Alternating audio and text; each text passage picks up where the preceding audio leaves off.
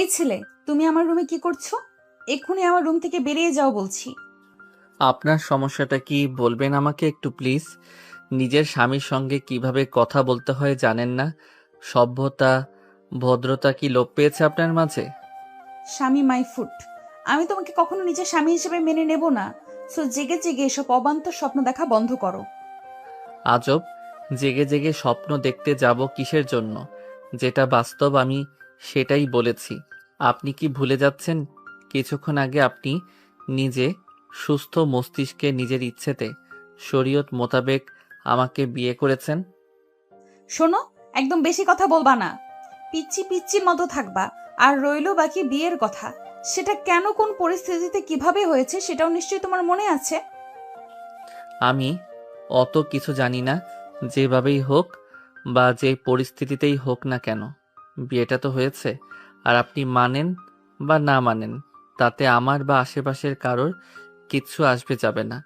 ধর্মীয় মোতাবেক এবং আইনত এখন আপনি আমার স্ত্রী। তাই শুধু আপনার রুম কেন, পুরো আপনার উপরে আমার অধিকার বিরাজ করছে। অধিকার? কিসের অধিকার? ভুলে যেও না, আমি কিন্তু বয়সে তোমার বড়। আর সব থেকে বড় কথা, যেখানে আমি এই বিয়েটাই মানি না সেখানে তোমাকে নিজের স্বামী হিসেবে মেনে নেওয়া তো অসম্ভব। শুধুমাত্র নিজের বাবার পাগলামির শিকার হয়ে আমাকে তোমার মতো একটা পিচ্চিকে বিয়ে করা লাগছে। কিন্তু আমি কখনোই তোমাকে নিজের স্বামী হিসেবে মেনে নিব না। আর নিজেকে স্বামী বলে স্বামীর অধিকারের দাবি নিয়ে দুঃস্বপ্নও কখনো আমার কাছে এসো না। তাহলে আমার থেকে খারাপ আর কেউ হবে না। অহনার এমন অবান্তর কথা শুনে আরিয়ান বেশ বিরক্ত হয়, কিন্তু তারপরও কিচ্ছু বলে না। দেখো, তোমার সাথে এখন বেশি কথা বলতে আমার ভালো লাগছে না। তাই ভদ্র ছেলের মতো যেইভাবে আমার রুমে এসেছিলে ঠিক সেইভাবেই রুম থেকে বেরিয়ে যাও। আমার এখন ঘুমের প্রয়োজন, মস্তিষ্ক পুরো বিধ্বস্ত হয়ে আছে আমার। সম্ভব নয়। দেখুন, আপনি যেমন পরিস্থিতির শিকার হয়ে বিয়েটি করেছেন, আমাকেও পরিস্থিতির শিকার হয়ে বিয়েটা করতে হয়েছে। এবং আপনি যেমন আপনার বাবাকে বাঁচানোর জন্য ইচ্ছে না থাকা সত্ত্বেও আমাকে বিয়ে করেছেন, ঠিক তেমনিভাবে আমাকেও আমার বাবা মায়ের জন্য আপনার মতো একজন বদমেজাজি মেয়ের সঙ্গে রুম শেয়ার করতে হবে। এখন আপনার কথা মতো যদি আমি রুম থেকে বেরিয়ে যাই, তাহলে আশেপাশের লোকে বিভিন্ন রকমের কথা বলবে, যা আমার বাবা মায়ের কানে গেলে তারা কষ্ট পাবে। এটা ভেবে যে আমি তাদের কথা রাখতে গিয়ে হয়তো তোমার মতো একটা মেয়েকে বিয়ে করে নিজের জীবনটা নষ্ট করে দিলাম। তাদের একটা ভুল ডিসিশনের জন্য যে আমার সারাটা জীবন নষ্ট হয়ে গেল, এটা যদি কোনোভাবে তারা বুঝতে পারে, তাহলে তারা কখনোই সহজভাবে মেনে নিতে পারবে না। আর এটা আমি কখনোই চাই না কোনো কিছুর জন্য আমার বাবা মা কষ্ট পাক। আরিয়ান অহনাকে আর কোনো কথা বলার সুযোগ না দিয়ে অহনাকে পাশ কাটিয়ে ঘরের এক পাশে রাখা সোফায় গিয়ে বসে পড়ে। অহনা আরিয়ানের এমন কাট কাট গলায় উত্তর শুনে আর কিছুই বলতে পারে না, কিন্তু তার চোখে মুখে বিরক্তি আর রাগের ছাপ স্পষ্ট। সে এক প্রকার রাগে কটমট করতে করতে কাবার থেকে কাপড় বের করে ফ্রেশ হতে ওয়াশরুমে যায়। অহনা পুরো পরিস্থিতির উপরে এতটা পরিমাণে বিরক্ত ছিল যে ওয়াশরুমে যাওয়ার সঙ্গে সঙ্গে দরজাটা এত জোরে লাগাই যেন আর একটু হলেই দরজাটা ভেঙে যাবে। অহনা ফ্রেশ হয়ে এসে দেখে আরিয়ান অহনার বিছানায় বিপরীতমুখী হয়ে ঘুমিয়ে গেছে। তাই অহনাও আর কিছু না বলে নিজের বিছানায় গিয়ে শুয়ে পড়ে। অহনা, এই অহনা। ভাইয়া, আর একটু ঘুমাই না প্লিজ। জি না ম্যাম, আর একটুও না। আপনি কি ভুলে গিয়েছেন যে আপনার বিয়ে হয়ে গেছে? আজকে আপনাকে শ্বশুরবাড়ি যেতে হবে। অহনার ভাইয়ের কথা শুনে ধপ করে অহনার চোখ খুলে যায়। সে লাফ দিয়ে বিছানায় বসে। ভাইয়া প্লিজ, তুমি বাবাকে একটু বোঝাও না, আমি কখনোই ওই ছেলের সঙ্গে সুখে থাকতে পারবো না। তোমরা কেন বুঝতে চাইছো না বলো তো? আমি তো অন্য কাউকে ভালোবাসি, তোমরা কিভাবে পারলে ওই পিচ্চি ছেলেটার সঙ্গে আমাকে বিয়ে দিয়ে দিতে? অহনা, ভুলে যেও না, আরিয়ান কিন্তু এখন তোমার স্বামী। তাই তুমি ওর সম্পর্কে এভাবে বলতে পারো না। আর তাছাড়া তুমি এখন বিবাহিত, এরপরেও কিভাবে নিজের মুখে অন্য একটা ছেলেকে ভালোবাসার কথা বলতে পারো, যে ছেলে কিনা তোমার ভালোবাসার মূল্য দিতে জানে না? আর তাছাড়া আরিয়ান কিন্তু অনেক ভালো একটা ছেলে, ও তোমাকে অনেক সুখে রাখবে। কিন্তু ভাইয়া, আমার থেকে বয়সে ছোট একটা ছেলের সঙ্গে কিভাবে আমি নিজেকে মানিয়ে নিব বলতে পারো? ও বয়সে তোমার থেকে ছোট হতে পারে, কিন্তু ভদ্রতা, সভ্যতা আর বুদ্ধিতে তোমার থেকে অনেক এগিয়ে। আর তাছাড়া বোন, আমার আরিয়ান সত্যি অনেক ভালো একটা ছেলে। ও সত্যি তোমাকে অনেক সুখে রাখতে পারবে। তুমি তো বলবেই সে তোমার শালা বাবু। সে আমার শালা হওয়ার আগেই তুমি আমার বোন। যাক, এখন ফ্রেশ হয়ে নিচে এসো, সবাই তোমার অপেক্ষায়। আমি নিশ্চয়ই তোমার ভবিষ্যৎ নিয়ে ছেলে খেলা করব না। আচ্ছা, ঠিক আছে, তোমাকে এখন আমি আরিয়ানের বিষয়ে কিছুই বলবো না, কিন্তু তুমি নিজেই একদিন এসে বলবে আমরা তোমার জন্য যে সিদ্ধান্তটা নিয়েছি সেটা তোমার সিদ্ধান্তের থেকে কয়েক হাজার গুণ ভালো। কিন্তু ভাইয়া, আর কোনো কিন্তু নয়, দ্রুত উঠে ফ্রেশ হয়ে নিচে আসো, সবাই তোমার জন্য অপেক্ষা করছে। অহনার বড় ভাই আইমান অহনাকে আর কোনো কথা বলার সুযোগ না দিয়ে নিচে চলে যায়। অহনা হতাশ চোখে তার ভাইয়ের যাওয়ার দিকে চেয়ে রয়। অহনা ফ্রেশ হয়ে নিচে এসে দেখে তার বাবা, ভাই আরিয়ান এবং তার বাবা মায়ের সঙ্গে কথা বলছে। মাঝে মাঝে মৃদু হাসির শব্দ পাওয়া যাচ্ছে সেখান থেকে। অহনা এক পলক তার বাবার দিকে দেখে আর মনে মনে ভাবে, মানুষটা কি সুন্দর এমন হাস্যোজ্জ্বল চেহারা নিয়ে বসে আছে, কিন্তু এই মানুষটি গতকাল কি ভয়ঙ্করভাবে তার জীবনটি পরিবর্তন করে দিয়েছে। অহনা একটা দীর্ঘশ্বাস ফেলে রান্নাঘরের দিকে এগিয়ে যায়। সেখান থেকে টুকটাক আওয়াজ আসতেছে। তার মা এবং ভাবি সেখানে রান্নার কাজ করছে। এখন তোমার ওঠার সময় হলো? তুমি কি ভুলে যাচ্ছ? এখন তুমি শুধু এ বাড়ির মেয়ে নাও, সাথে অন্য বাড়ির বউ। আমি কি হতে চেয়েছি একবারও কি সেই কোন বাড়ির বউ? তোমরাই তো জোর করে আমাকে কোন এক বাড়ির বউ করেছো। অহনা, এবার কিন্তু বেশি বাড়াবাড়ি করছো তুমি। বাড়াবাড়ি আমি করছি? আমু, বাড়াবাড়ি তো তোমরা করছো আমার সাথে। অহনা, তুমি আহ আম্মু, ছেড়ে দিন না, ও তো ছোট মানুষ, কি বলতে কি বলে ফেলেছে। আপনিও তো তার সঙ্গে ছোটদের মতো আচরণ করছেন। আর তাছাড়া আমাদের অহনা কি বাইরে কোথাও যাচ্ছে নাকি? ও তো নিজের এক বাড়ি ছেড়ে আরেক বাড়ি যাচ্ছে। আমার আম্মু তো আগে থেকে অহনাকে অনেক ভালোবাসে। তুমি চিন্তা করো না, তুমি যেমন আমার আম্মুর মেয়েকে নিজের মেয়ের মতো আগলে রেখেছো, ঠিক তেমনই আমার আম্মু দেখো তোমার মেয়েকে কোনো অযত্ন হতে দেবে না। না মা, আমি জানি ও বাড়িতে ওর কোনো অযত্ন হবে না, কিন্তু ওর মধ্যে দিন দিন অভদ্রতা স্বভাব লোপ পাচ্ছে। ছেড়ে দিন আম্মু, ও ছোট মানুষ, কিছুদিন যেতে দিন, ও নিজেই ঠিক হয়ে যাবে। অহনা, তুমি বসার ঘরে যাও, সবাই সেখানে আছে, তাদের সঙ্গে কথা বলো। আমরা এক্ষুনি খাবার দিচ্ছি, তারপর আবার আমাদের বেরোতে হবে। বেরোতে হবে মানে? ও মা, এক রাতেই ভুলে গেলে? গতকাল যে তোমার আমার ভাইটির সঙ্গে বিয়ে হলো, তো আমাদের বাড়ি যেতে হবে না? তোমাকে তো তোমার সংসারটা বুঝে নিতে হবে। বাবা মা আর কয়দিন থাকবে বলো? আমি কোথাও যাব না।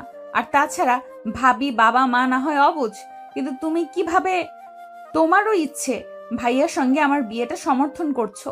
তুমি কি ভুলে যাচ্ছ তোমার ভাইয়া আমার কতটা জুনিয়র? আমি কিছুই ভুলি নাই অহনা। আরিয়ান যেমন আমার ভাই, তেমনি তুমিও আমার বোন। তাই তখন সেই পরিস্থিতিতে আমাদের যা ঠিক মনে হয়েছে আমরা সেটাই করেছি। এখন হয়তো তুমি বুঝতে পারছো না, কিন্তু যেদিন তুমি আমার ভাইটিকে বুঝবে এবং জানবে, সেদিন তুমি নিজে আমার ভাইটিকে সব থেকে ভালোবাসবে। কাল্পনিক ভাবনা। সকলেই বসে সকালের নাস্তা করছিল।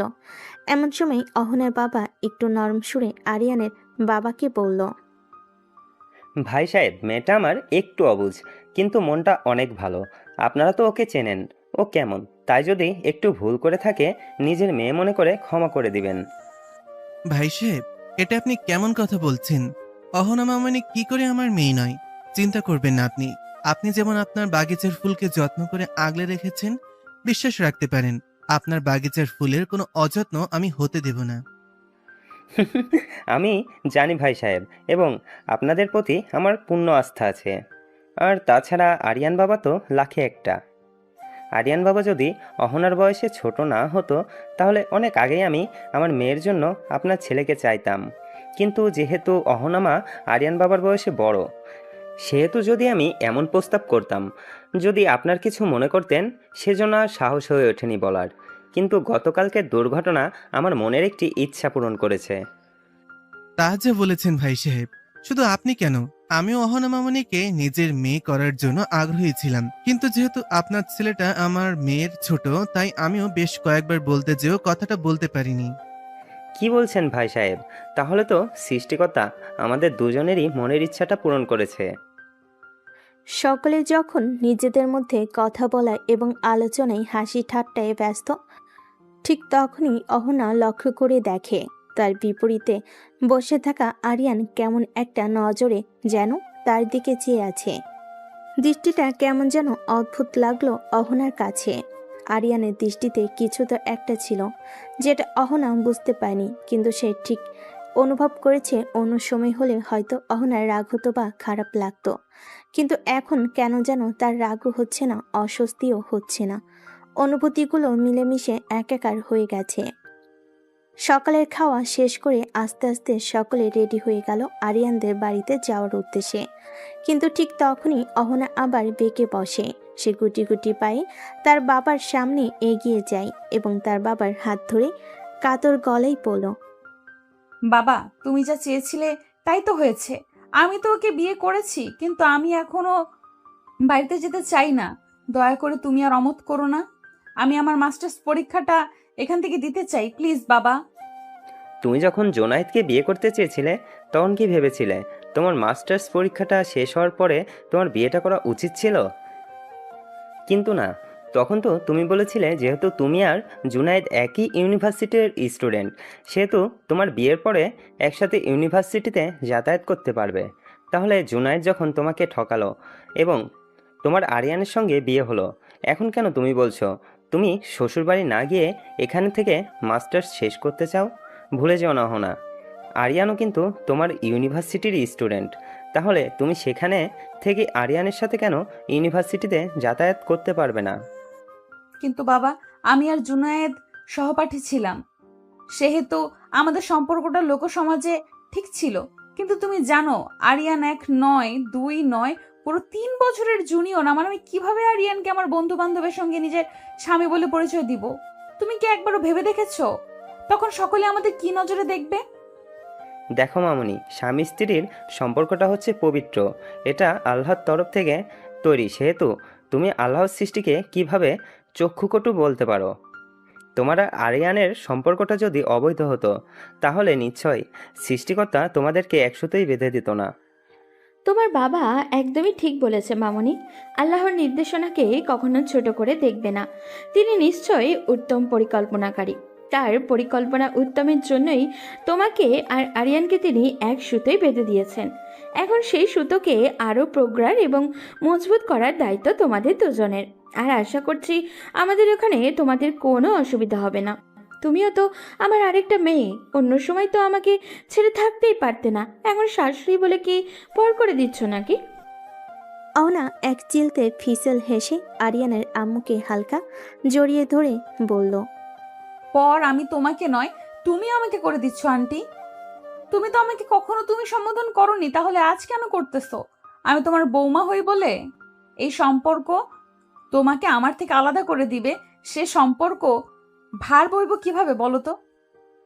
কেউ কাউকে পর করিনি, এখন তো মনে হচ্ছে আমি সকলের পর হয়ে গেছি। মামির সম্পর্ক আরো গাঢ় হয়েছে। এদিকে যে বাবাও দাঁড়িয়েছে, বাবাকে সবাই ভুলে গেছে। মেয়ে, তুমি সকলকে নিজের করলে, তবে আমাকে কেন দূরে ঠেলে দিলে? তোমাকে তো আমার আগে পৃথিবীতে আমি আসতে বলিনি, তাহলে কেন তুমি এলে? আর এলেই যখন, তবে কেন তুমি আমার মনে জায়গা করে নিলে? যখন জায়গা করে নিলে, তাহলে কেন এভাবে বিরহের ব্যথা দিচ্ছ বুকে?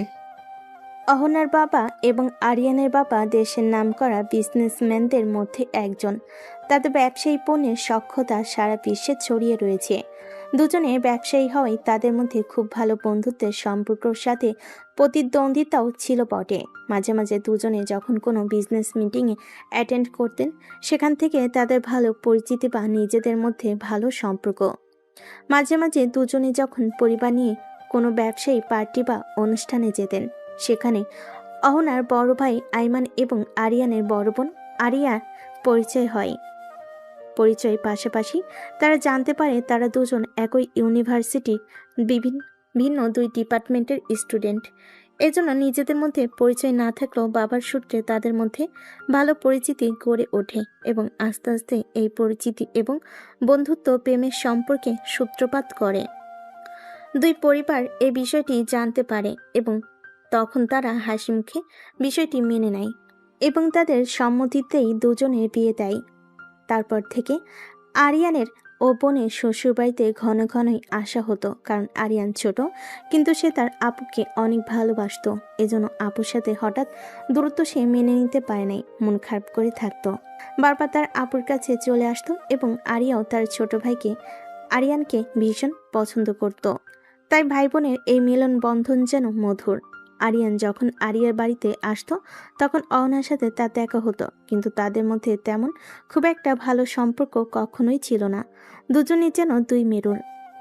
আরিয়ান যেমন শান্তশিষ্ট, অহনা ঠিক ততটাই ডানপিটে এবং দুষ্টু প্রকৃতি ছিল। সে সবসময় আরিয়ানকে বিরক্ত করত, পিচ্ছি পিচ্ছি বলে রাগানোর চেষ্টা করত, কিন্তু সে বারবার আরিয়ান কখনোই তার উস্কানিতে গা ভাসায়নি। সে সবসময় শান্ত এবং নীরব চোখে তা উপেক্ষা করত। অহনা চাইতো আরিয়ানকে বিরক্ত করতে, কিন্তু আরিয়ান বিরক্ত না হয়ে শান্ত থাকত। এজন্য একসময় অহনা আরিয়ানকে বিরক্ত করা বন্ধ করে দেয়। যখন আরিয়ানকে বিরক্ত করা বন্ধ করে দেয় তখন আরিয়ানের বেশ খারাপ লাগতো।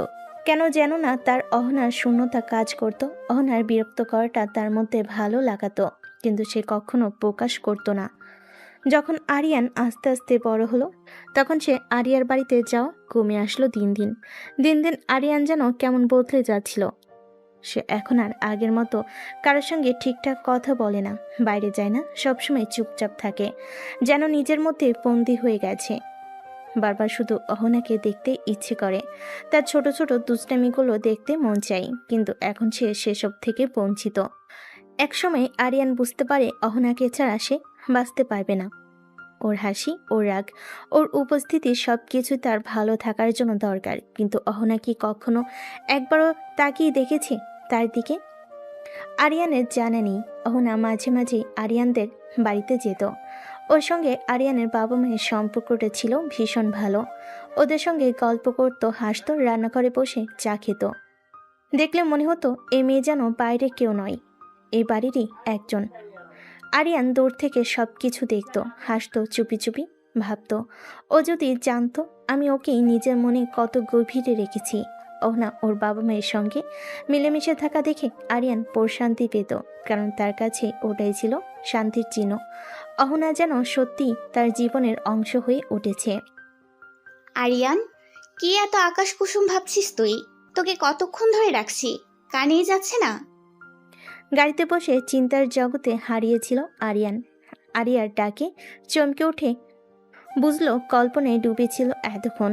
চারপাশে কি হচ্ছে তার কোনো খেয়ালই ছিল না। না, কিছু না আপু, এমনি একটু ক্লান্ত লাগছিল। সত্যি করে বলতো ভাই, কেউ কি কিছু বলেছে তোকে? না তো, হঠাৎ এমন করে জিজ্ঞেস করছিস কেন? জানি না, তবে শোন, অহনা যতই রাগী হোক না কেন, তার মনটা ভীষণ নরম। যদি একবার কাউকে মনে জায়গা দেয় তাহলে সে জায়গা সারা জীবনের জন্য বন্দী হয়ে যায়। হয়তো এখন তোকে সে বুঝতে পারছে না, তোকে ঠান্ডা ব্যবহার করছে, কিন্তু ভাই একটু ধৈর্য ধর, ওরও সময় দরকার তোকে বোঝার। কারণ যার সঙ্গে জীবনের স্বপ্ন দেখেছিল হঠাৎ অন্য কাউকে মেনে নেওয়া তো সহজ নয়। তুই ওকে সময় দে, আমি জানি আমার ভাই পারবে ভালোবাসা দিয়ে ওর মন জয় করে নিতে। চিন্তা করিস না আপু, আমি আমার সর্বোচ্চ চেষ্টা করব ওকে নিজের করে নিতে।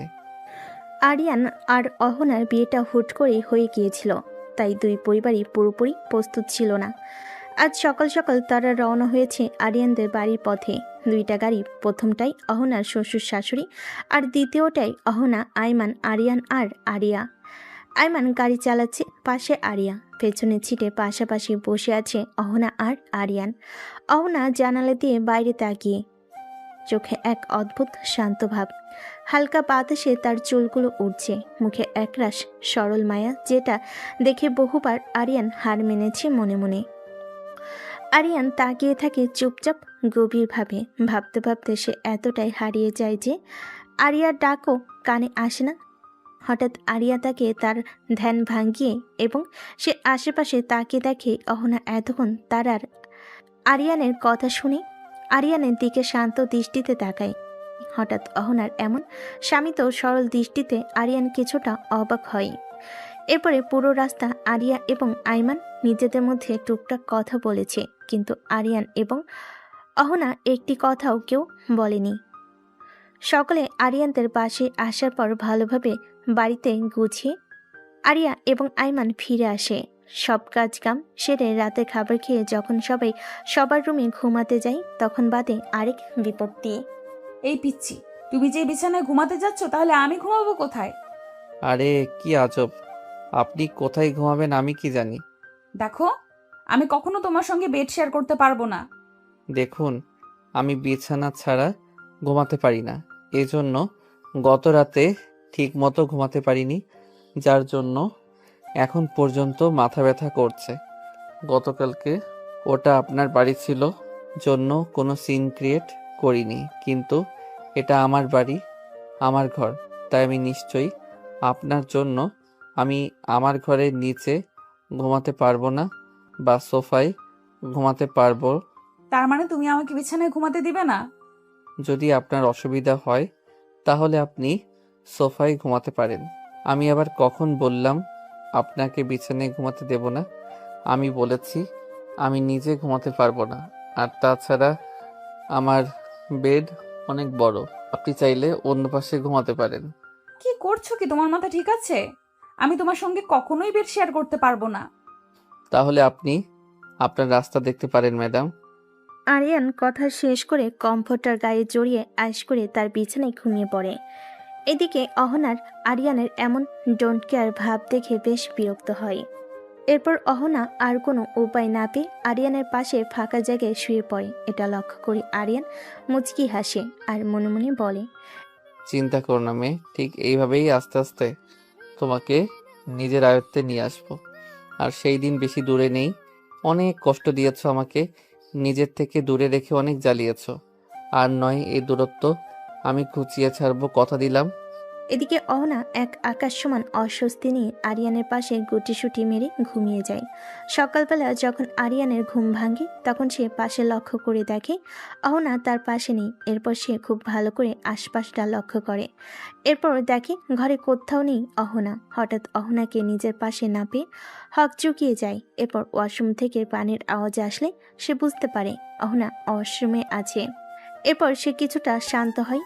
এদিকে অহনা সবেমাত্র গোসল শেষ করে মেয়েদের চুলটা টাওয়াল দিয়ে পেঁচিয়ে নিতে নিতে বাইরে এসে ড্রেসিংয়ের সামনে দাঁড়াতেই সামনে ড্রেসিংয়ের আয়না দিয়ে তার ঠিক পেছনে লক্ষ্য করে দেখে আরিয়ান কেমন সন্ধিয়ান দৃষ্টিতে তার দিকে চেয়ে আছে।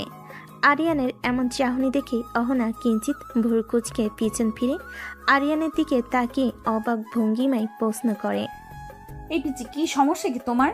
কি দেখো এভাবে? আগে কি কখনো মেয়ে দেখো নাই নাকি? আর এভাবে নির্লজ্জের মতো সিনিয়র আপুর দিকে চেয়ে আছো কেন? সরি, আপনি কিঞ্চিত ভুল করেছেন। সিনিয়র আপু নয়, আমি আমার সিনিয়র বউয়ের দিকে চেয়ে আছি। একদম বাজে কথা বলবে না বলে দিলাম। সে না হয় বললাম না, কিন্তু আপনি আমাকে একটা কথা বলুন তো। রাতে তো বললেন খুব যে আপনি আমার সঙ্গে বেড শেয়ার করবেন না, কিন্তু আমার যতটুকু মনে পড়ে রাতে তো আমি শুধুমাত্র আপনার সাথে বেড শেয়ার করে ঘুমিয়েছি। সকালে উঠে আপনার গোসল করার মতো কিছু তো আমি করিনি। তাহলে আপনি সকাল সকালে শীতের দিনে গোসল কেন করলেন? এতে যে বাহিরের মানুষ ভাববে আমার নামে কিছু দুষ্টু কথা, যে আমি রাত বেরাতে আমার সিনিয়র বউয়ের সাথে। হায় হায়, বাকিটা বলতে আমার শরম করে। একটা চট দিয়ে দাঁত সবগুলো ফেলে দেবো, ফাজল ছেলে কোথাকার। ভুলে যেও না, আমি কিন্তু তোমার বড় আপু লাগি। তো আমার সঙ্গে এমন বেহায়াপনা কথাবার্তা বললে একটা দাঁতও আর আস্ত থাকবে না। হাই, শুধু বলতে না আরো অনেক কিছুই করতে পারি। কখনো তো তোমাকে একটা কথাও বলতে শুনি নাই, যেন ভাজা মাছটা উল্টে খেতে জানে না, সব সময় চুপচাপ থাকতে। কিন্তু তোমার যে পেটে পেটে এত শয়তানি, তা তো এখন হাড়ে হাড়ে টের পাচ্ছি। আগে ছিলেন সিনিয়র আপু তাই ভদ্রতা দেখিয়েছে, কিন্তু এখন তো আপনি সিনিয়র বউ, এখন ভদ্রতা দেখালে জীবনে বাপ ডাক শুনতে পারবো না। সরি, এটা করতে পারবো না আমি। গুণীজনেরা বলেছেন জীবনে উন্নতি করতে হলে তাড়াতাড়ি বাপ ডাক শুনতে হইবে, বুঝিতে পারিয়াছেন? ছি করার কি ছিরি? অহনা আরিয়ানের এমন উদ্ভট কথা শুনে চোখ মুখ খিচে বন্ধ করে বিরক্ত প্রকাশ করে। কিন্তু আরিয়ান অহনার এই কুচকানো চেহারা দেখে থমকে যায় কিছু সময়ের জন্য।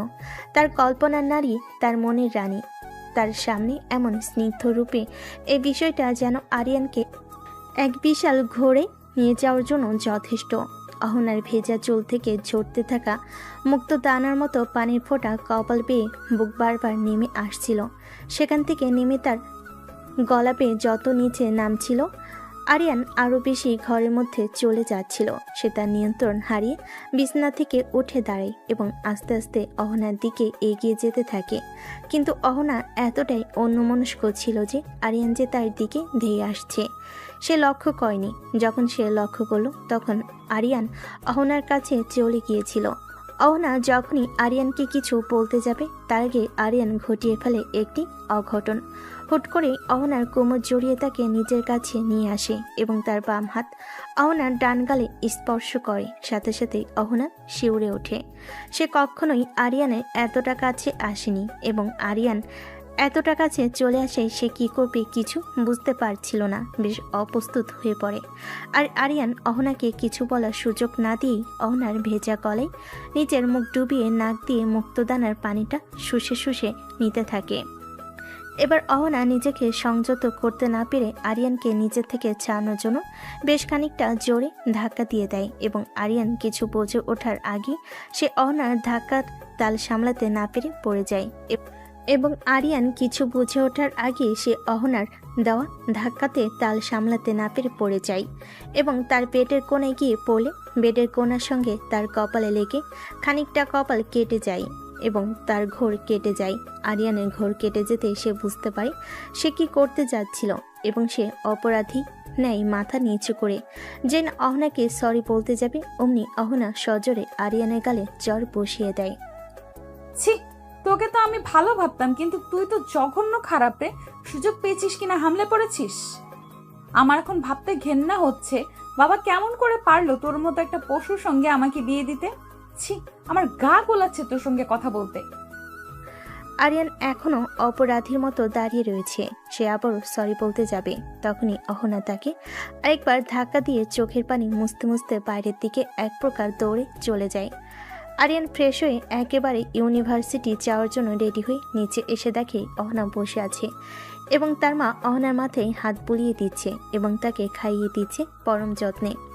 আরিয়ান বেশ কিছু মুহূর্ত উপরে সেরকম থমকে দাঁড়িয়ে তার মা এবং বইয়ের খুনসুটি দেখছিল। এরপর সে আলতো পায়ে ধীরে ধীরে এগিয়ে আসে। আম্মু, ক্ষুধা লাগছে, দ্রুত খেতে দাও। আমাকে আবার ইউনিভার্সিটি যেতে হবে। আজকে অনেক ইম্পর্টেন্ট একটা ক্লাস আছে, কোনোভাবে সেটা মিস দেওয়া যাবে না। হ্যাঁ বাবা, তুই একটু বল, আমি এক্ষুনি তোকে খাবার দিচ্ছি। আরিয়ান একটি চেয়ার টেনে বসতে বসতেই এক পলক অহনার দিকে তাকায়। অহনার দিকে দেখে সে এখনো নিচের দিকে তাকিয়ে আছে, একবারও আরিয়ানের দিকে তাকাচ্ছে না পর্যন্ত। আরিয়ান যে একটা মানুষ তার পাশে বসেছে এবং তাকে পর্যবেক্ষণ করছে, সেদিকে অহনার কোনো নজরই নেই। এই নে বাবা, তুই সকালের খাবার। আম্মু, তুমি জানো না তোমার হাতের খাবার না খেলে আমার খাওয়া শেষ হয় না। বাড়িতে নতুন একজন আসতে না আসতেই তুমি আমাকে ভুলে গেছো, আমাকে পর করে দিচ্ছ।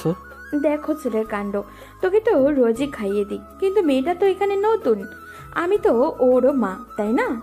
তাই তো এখন সে কি না খেয়ে থাকবে?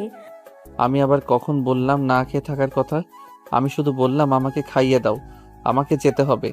যদি তোমার সময় না থাকে বলো, আমি না খেয়ে চলে যাচ্ছি, বাইরে কিছু খেয়ে নিব। আরিয়ান, এবার কিন্তু তুমি একটু বেশি বেশি বলছো। আচ্ছা ঠিক আছে, তোমার নিজেদের মধ্যে তর্ক বিতর্ক করে না। আরিয়ান বাবা তো এদিকে আয় তো, আজকে আমি আমার ছেলে মেয়ে দুজনকেই নিজের হাতে খাইয়ে দেবো একসাথে। দেখি এদিকে আয় দ্রুত, তোদেরও তো আবার দুজনকে ইউনিভার্সিটিতে যেতে হবে। আরিয়ান, তুমি আজকে অহনা মামনিকে ইউনিভার্সিটিতে নিয়ে যাবে এবং ক্লাস শেষ হলে ওকে সহি সালামতে বাড়িতে নিয়ে আসার দায়িত্ব তোমার। ঠিক আছে আব্বু। আঙ্কেল, আমি বলছিলাম কি, এখান থেকে তো ইউনিভার্সিটি বেশি দূর না, আমি একাই যেতে পারবো, ওকে আর কষ্ট করতে হবে না। এখানে কষ্টের কি আছে মামনি? তুমি ওর বউ, এটা ওর দায়িত্ব। আর আমি আমার সন্তানকে কখনো নিজের দায়িত্ব থেকে পালিয়ে বেড়াতে শেখাইনি। আরে আমি তোমাকে নিয়ে যাব, সে গিয়ে নিয়ে আসবে। আর তোমার কাছে আমার অভিযোগ আছে আম্মু। কি অভিযোগ আঙ্কেল? আমি ঠিক বুঝলাম না। এই যে তখন থেকে তুমি দেখছি আমাদেরকে আঙ্কেল আন্টি বলে যাচ্ছ। আমরা কি তোমার খুব পছন্দ করেছি মা? আমরা কি তোমার বাবা মায়ের মতন দেখভাল করতে পারছি না? আমাদের কি বাবা মা বলে ডাকা যায় না? এইভাবে বলছো কেন তুমি? আচ্ছা ঠিক আছে, এখন থেকে আমি তোমাদেরকে আব্বু আম্মু বলে ডাকবো, ঠিক আছে? আর অভিমান করতে হবে না। আরিয়ানের মা আরিয়ান এবং অহনাকে পরম যত্নে খাইয়ে দিচ্ছিল। আরিয়ান খাচ্ছিল এবং একটু পরপর আর চোখে অহনাকে লক্ষ্য করছিল এবং ভাবছিল, কোন ধাতু দিয়ে তৈরি করা এই মেয়েটা? ঘরে একরকম ব্যবহার, বাইরে আরেক রকম ব্যবহার। এ মানুষ নাকি গিরগিটি? দেখতে না দেখতে চোখের পলকে রং বদলাতে শুরু করে দেয়। আল্লাহ, আমার কপালে যে কি আছে তুমি ভালো জানো। আরিয়ান এবং অহনার খাওয়া শেষ হলে আরিয়ান বাইরে গিয়ে বাইক নিয়ে অহনার জন্য অপেক্ষা করতে থাকে। তাকে নিয়ে ভার্সিটিতে যাবে, কিন্তু মিনিট কয়েক পরে অহনা নিচে আসলো ঠিকই, কিন্তু আরিয়ানের বাইকে না চড়ে সামনে একটা রিক্সা ডাক দেয়। এতে আরিয়ান ভুর কুচকে তার দিকে তাকায় এবং অহনা পুরোপুরি আরিয়ানকে উপেক্ষা করে যে না রিক্সায় উঠতে যাবে, অমনি আরিয়ান অহনার হাত ধরে ফেলে এবং সাথে সাথে অহনা নিজের হাতটা ঝাটকা মেরে ছাড়িয়ে নেয়। কি করছেনটা কি আপনি? আব্বু কি বলল শুনতে পান নাই? আপনি রিক্সা কেন নিচ্ছেন? দুজনে তো একই ইউনিভার্সিটিতে যাব, তাহলে একসাথে কি সমস্যা যেতে? আমি কখনোই তোর মতো একটা ছোট মানসিকতার মানুষের সঙ্গে যেতে পারবো না। কে বলতে পারে ইউনিভার্সিটিতে নিয়ে যাওয়ার নাম করে আবার উল্টাপাল্টা কোথাও নিয়ে গেলি আমার কোনো ক্ষতি করার জন্য? তোকে দিয়ে বিশ্বাস আছে? আরিয়ান এবার অহনার কথাই বেশ কষ্ট পায়, কিন্তু সে তা মুখে প্রকাশ করে না। সে বুঝতে পারে অহনা এখনো আরিয়ানের উপরে অভিমান করে আছে, তাই সে তার কথা না বাড়িয়ে অহনাকে নরম গলায় বলল, দেখুন, সকালে যেটা হয়েছে সেটা পুরোটাই দুর্ঘটনাবশত হয়ে গেছে এবং তার জন্য আমি অনুতপ্ত। আমি আপনার কাছে ক্ষমা চাইছি। প্লিজ আমাকে ক্ষমা করে দিন। দুর্ঘটনা? কোনটা দুর্ঘটনার কথা বলছিস তুই? দেখুন, কখন কি কিভাবে কেন হয়েছে সেটা এখন বোঝার মতো পরিস্থিতিতে আপনি নেই এবং আমি আপনাকে বোঝানো আপনি সেটা বুঝবেন না, তাই আমি আপনাকে জোর করব না। শুধু এইটুকুই বলবো, যা হয়েছে সেটা সত্যি আমি উদ্দেশ্যপ্রবণ হয়ে করিনি, ভুলবশত হয়ে গেছে। তার জন্য আমি ভীষণ দুঃখিত এবং আমি আপনাকে কথা দিচ্ছি এমন ভুল আর দ্বিতীয়বার হবে না। তোকে বিশ্বাস করব কিভাবে? কিছুই করার নেই, আপনাকে বিশ্বাস করতে হবে। এরপর অনেক বুঝিয়ে আরিয়ান অহনাকে নিয়ে ইউনিভার্সিটিতে যায়। তারা যখন ইউনিভার্সিটির গেট দিয়ে প্রবেশ করছিল তখন সবাই কেমন যেন অদ্ভুত দৃষ্টিতে তাদের দিকে তাকিয়েছিল। বিষয়টা অহনা লক্ষ্য করে, বেশ অপ্রস্তুত এবং বিব্রত হয়। আরিয়ানের এতে কোনো মাথা ব্যথা নেই, সে তো তার প্রেয়সীকে নিয়ে এসেছে এবং এতে লোকে কে কি ভাবলো তাতে তার কিছু যায় আসে না। এরপর আরিয়ান অহনাকে অহনার ডিপার্টমেন্টের কাছে নামিয়ে দিয়ে অহনাকে ছুটির পরে তার জন্য অপেক্ষা করতে বলে সে তার ডিপার্টমেন্টের দিকে চলে যায়।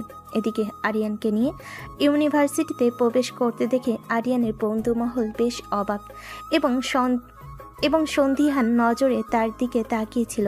আরিয়ান যখন দেয়ার ইজে গাড়ি পার্ক করে তার বন্ধু মহলের দিকে এগিয়ে আসছিল, তখন তারা খুব উৎসাহ নিয়ে বলে উঠল, কি মামা, কি চলছে এসব? হ্যাঁ, রহস্যের গন্ধ পাচ্ছি যে।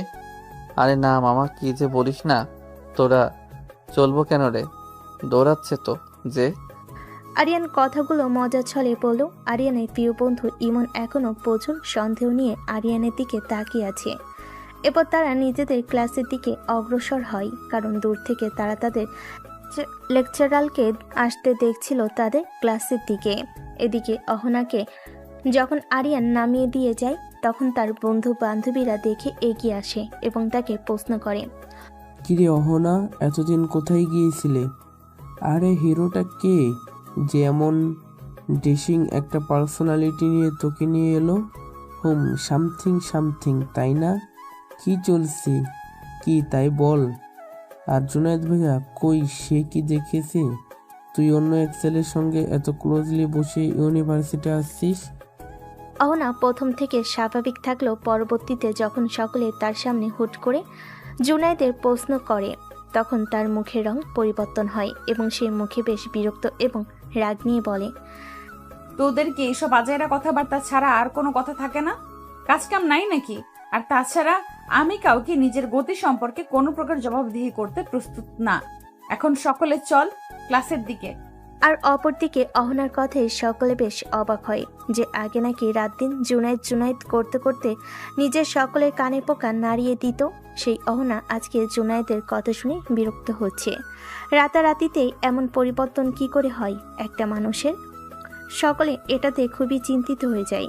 সকলকে এমন ভাবার মতো চিন্তা করতে দেখে সকলের মনোভাব এবং চিন্তা পরিবর্তনের জন্য সকলকে এক প্রকার জোর করে টেনে ক্লাস দিকে নিয়ে যায়। খুব ভালোভাবে অহনা এবং আরিয়ান তাদের ক্লাসগুলো শেষ করে বের হয়ে মাঠের দিকে আসে বাড়ি ফেরার আগে শেষবারের মতো বন্ধুরা আলোচনার জন্য।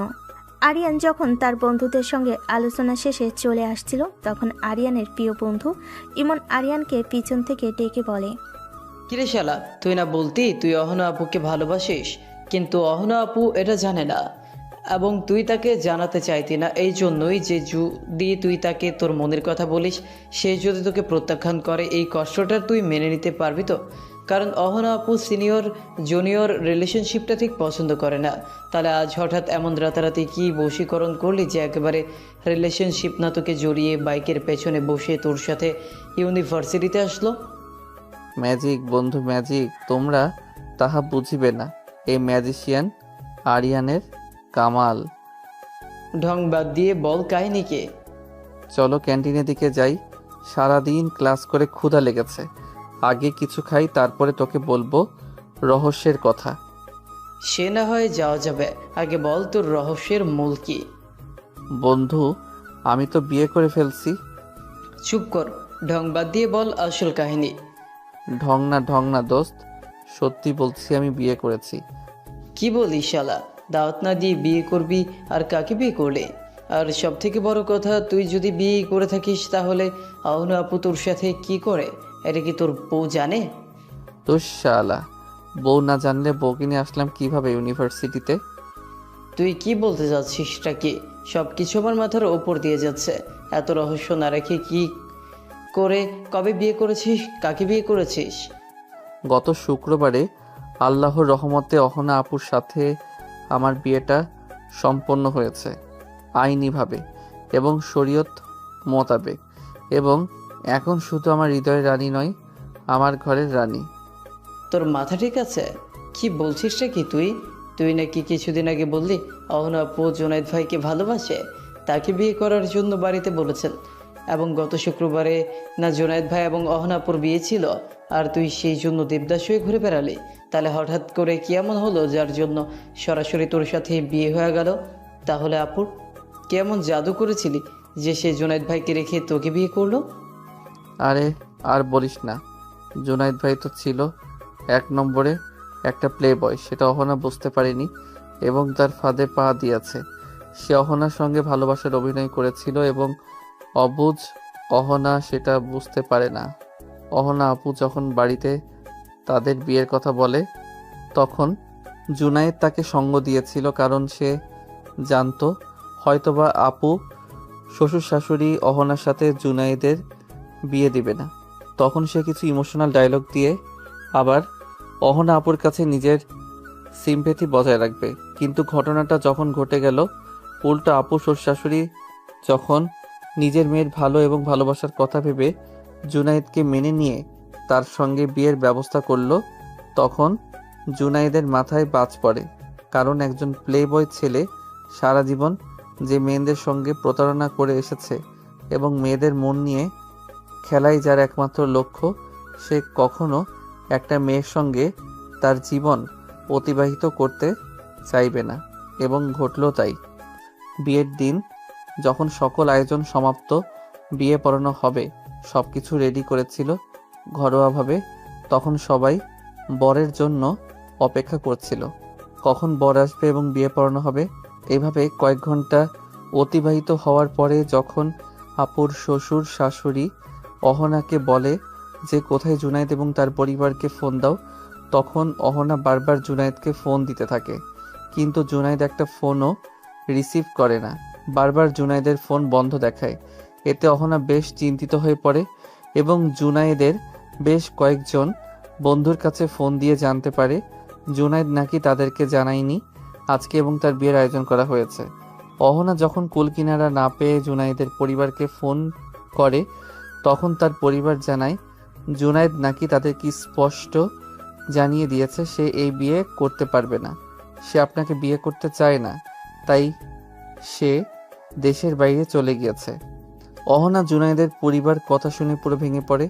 অহনার এই বিধ্বস্ত অবস্থা দেখে দুলাভাই এবং আঙ্কেল যখন অহনাকে জোর করে কি হয়েছে বলার জন্য, তখন অহনা অনেক কান্না করে, তার ভাই এবং বাবাকে জড়িয়ে ধরে এবং পুরো ঘটনা খুলে বলে। পুরো ঘটনা শোনার পরে আঙ্কেল পুরো ভেঙে পড়ে এবং অসুস্থ হয়ে যায় এক প্রকার। আর এদিকে তার ভাই তো রেগে আগুন, তার কলিজার টুকরা আদরের ছোট বোনকে যে এইভাবে অন্যায়ভাবে কান্না করিয়েছে এবং যার জন্য তার বাবা আজকে অসুস্থ, তাকে সে ধ্বংস না করে ছাড়বে না। এই জন্য সে জুনায়েদের খোঁজ লাগে এবং জানতে পারে জুনায়েদ অন্য একটা মেয়েকে নিয়ে দেশের বাইরে গিয়েছে এবং এটা নাকি জুনায়েদের স্বভাব, এক একদিন এক এক মেয়ের সঙ্গে সম্পর্ক কন্টিনিউ করা। এরপর যখন আঙ্কেল হঠাৎ করে অসুস্থ হয়ে পড়ে, তখন আঙ্কেলের মতো এমন কঠিন ব্যক্তিত্বের মানুষকে এতটা হতাশ হতে দেখে আমার বাবা আঙ্কেলের কাছে এগিয়ে যায় এবং তাকে পুরো সান্ত্বনা দিতে থাকে। কিন্তু যখন আঙ্কেল পুরো ভেঙে পড়ে, আব্বুর হাত ধরে এক প্রকার কান্না করে দেয়। তখন আব্বু বলে আমার সঙ্গে অহনার বিয়ে দিবে যদি কারো কোনো আপত্তি না থাকে। প্রথম দিকে বেশ প্রতিবন্ধকতা এসেছিল যে আমি অহনা ছোট, অহনা আমার থেকে বড়, এটা নিয়ে অনেক কথা হয়েছিল, কিন্তু সকল কথাকে উপেক্ষা করে আমাদের দুই পরিবার আমাদের সম্পর্কটা মেনে নেয় এবং আমাদের বিয়ের জন্য বলে। ইমন এতক্ষণ খুব ধৈর্য সহকারে এবং মনোযোগ সহকারে আরিয়ানের সমস্ত কথা শুনছিল এবং তার সমস্ত কথা শোনার পরে সে বিস্ময় পুরো অবাক হয়ে আরিয়ানের দিকে তাকায় এবং বোকা স্বরে বলল, অহনা আপু রাজি হলো তোকে বিয়ে করতে?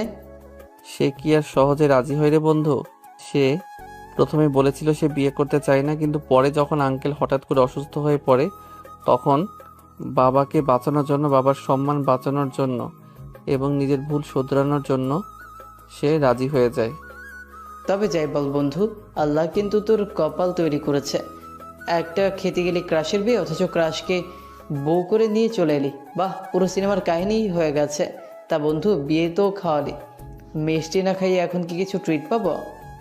আরে কেন পাবি না, 100 বার পাবি, 10টা না 5টা না। তুই আমার একমাত্র কলিজার বন্ধু, তোকে খাওয়াবো না তো খাওয়াবো কাকে? চল যাই ক্যান্টিনের দিকে। এরপরে আরিয়ান এবং ইমন দুজনেই ক্যান্টনমেন্টের উদ্দেশ্যে এগিয়ে যায়। আরিয়ান এবং দুজনে ক্যান্টিনে গিয়ে দেখে ক্যান্টিনের একপাশে অহনা এবং তার ফ্রেন্ডরা মিলে আড্ডা দিচ্ছে। ইমন দূর থেকে অহনা এবং তার ফ্রেন্ড সার্কেলকে লক্ষ্য করে আরিয়ানকে বলল, মামা দেখ, এটা মামিনা। আরিয়ান এক পলক ইমনের দেওয়া ইশারার দিকে লক্ষ্য করে দেখে সত্যি সত্যি অহনা এবং তার ফ্রেন্ডরা মিলে আড্ডা দিচ্ছে। এরপর আরিয়ান ইমনকে নিয়ে ঠিক অহনার বিপরীত মুখে টেবিলে গিয়ে বসে এবং সে বারবার অহনাকে লক্ষ্য করছিল। মেয়েটা বাসি কেমন গম্ভীর এবং বিরক্তটা শুধু তার সাথে, কিন্তু তার বাবা মায়ের সঙ্গে যেমন হাসি খুশি একটা ফ্রেশ মনে মানুষ, ঠিক তেমনি বন্ধুদের সাথেও খুব হাসি খুশি এবং প্রেসম্যানের একজন মানুষ। কি নিষ্পাপ লাগছে তাকে এখন এই হাসি খুশি দেখতে। এরপর ইমন আরিয়ানকে উদ্দেশ্য করে বলে, কিরে তুই এখানে এসে বসলি যে? তোর বউখানে তুই এখানে বউর কাছে যাবি না? আরিয়ান মনে মনে ভাবছিল এই মেয়েটা সবার সঙ্গে এমন সহজ এবং নিষ্পাপ, তাহলে তার সঙ্গে কেন এত গভীর? কেন তাকে বারবার উপেক্ষা করে? কেন তার মনের ভাব বুঝতে চায় না? যেন তাকে বুঝতে চায় না কেন তার ভালোবাসাকে? আরিয়ান মনে মনে এসবই ভাবছিল, কিন্তু হঠাৎ এমন প্রশ্নে বেশ বিরক্ত হয়ে পড়ল। বিয়ে করলে কি সবসময় বউয়ের আঁচল ধরে থাকতে হবে নাকি? আরিয়ানের কথাই ইমন বেশ বিরক্ত ভাব নিয়ে আরিয়ানকে বলল, দেখি আরিয়ান বাবা, এটা কে বলছে যে ছেলে বিয়ের আগে কত কিছু করতো একবার দেখার জন্য, আর সেরকম অধিকার পেয়েছে তাকে দেখার, তার সাথে কথা বলার। এই আরিয়ান কিনা এখন বলছে বউর আঁচল ধরে ঘুরবে না? আমি জেগে থেকে স্বপ্ন দেখছি না তো? এসব বলে ইমন ঢং করে নিজের হাতে চিমটি কাটার ভান করে বলল, আমি স্বপ্ন দেখছি না, এটা সত্যি আমি। আর কি হয়েছে বাবা তোমার? বিয়ের পরে এখন কি আর বলতে ভালো লাগে না নাকি? প্রথম রাতেই বউ এমন ডোজ দিয়েছে যে মানসম্মানের ভয়ে আর কাছে যেতেই পারছো না। ইমনের এমন উদ্ভট কথা শুনে আরিয়ান যুগান্তরাল হতে পারে এবং সেই ব্যক্তিটা আছে। ওই বিরক্তিটা এবার রাগে পরিণত হয় এবং সে ইমনকে মারার বাহানায় করে উঠলেই তার হাতে লেগে একটা গ্লাস মাটিতে পড়ে যায় এবং সজোরে শব্দ হয়, ভেঙে যায় এবং ক্যান্টিনে যত মানুষ ছিল সবাই তাদের দিকে নজর করে। সাথে অহনা এবং বন্ধু মহলও তাদের দিকে লক্ষ্য করে। সকলেই যখন অবাক হয়ে আরিয়ান এবং ইমনের দিকে তাকায়, তখন ইমনও আর নিজেও অপরিচিত হয়ে সকলের থেকে নজর লুকাতে হঠাৎ আরিয়ানের নজর আটকে যায়। অহনা কেমন করে যেন আরিয়ানের দিকে তাকিয়ে আছে। এবার পরিস্থিতি সামাল দিতেই আরিয়ান উঠে গিয়ে অহনার সামনে দাঁড়ায় এবং বলে, অহনা চলো, বাড়ি যেতে হবে। তুই চলে যেতে পারিস, আমার বাড়ি যেতে দেরি হবে, আমি এখন বাড়িতে যাব না।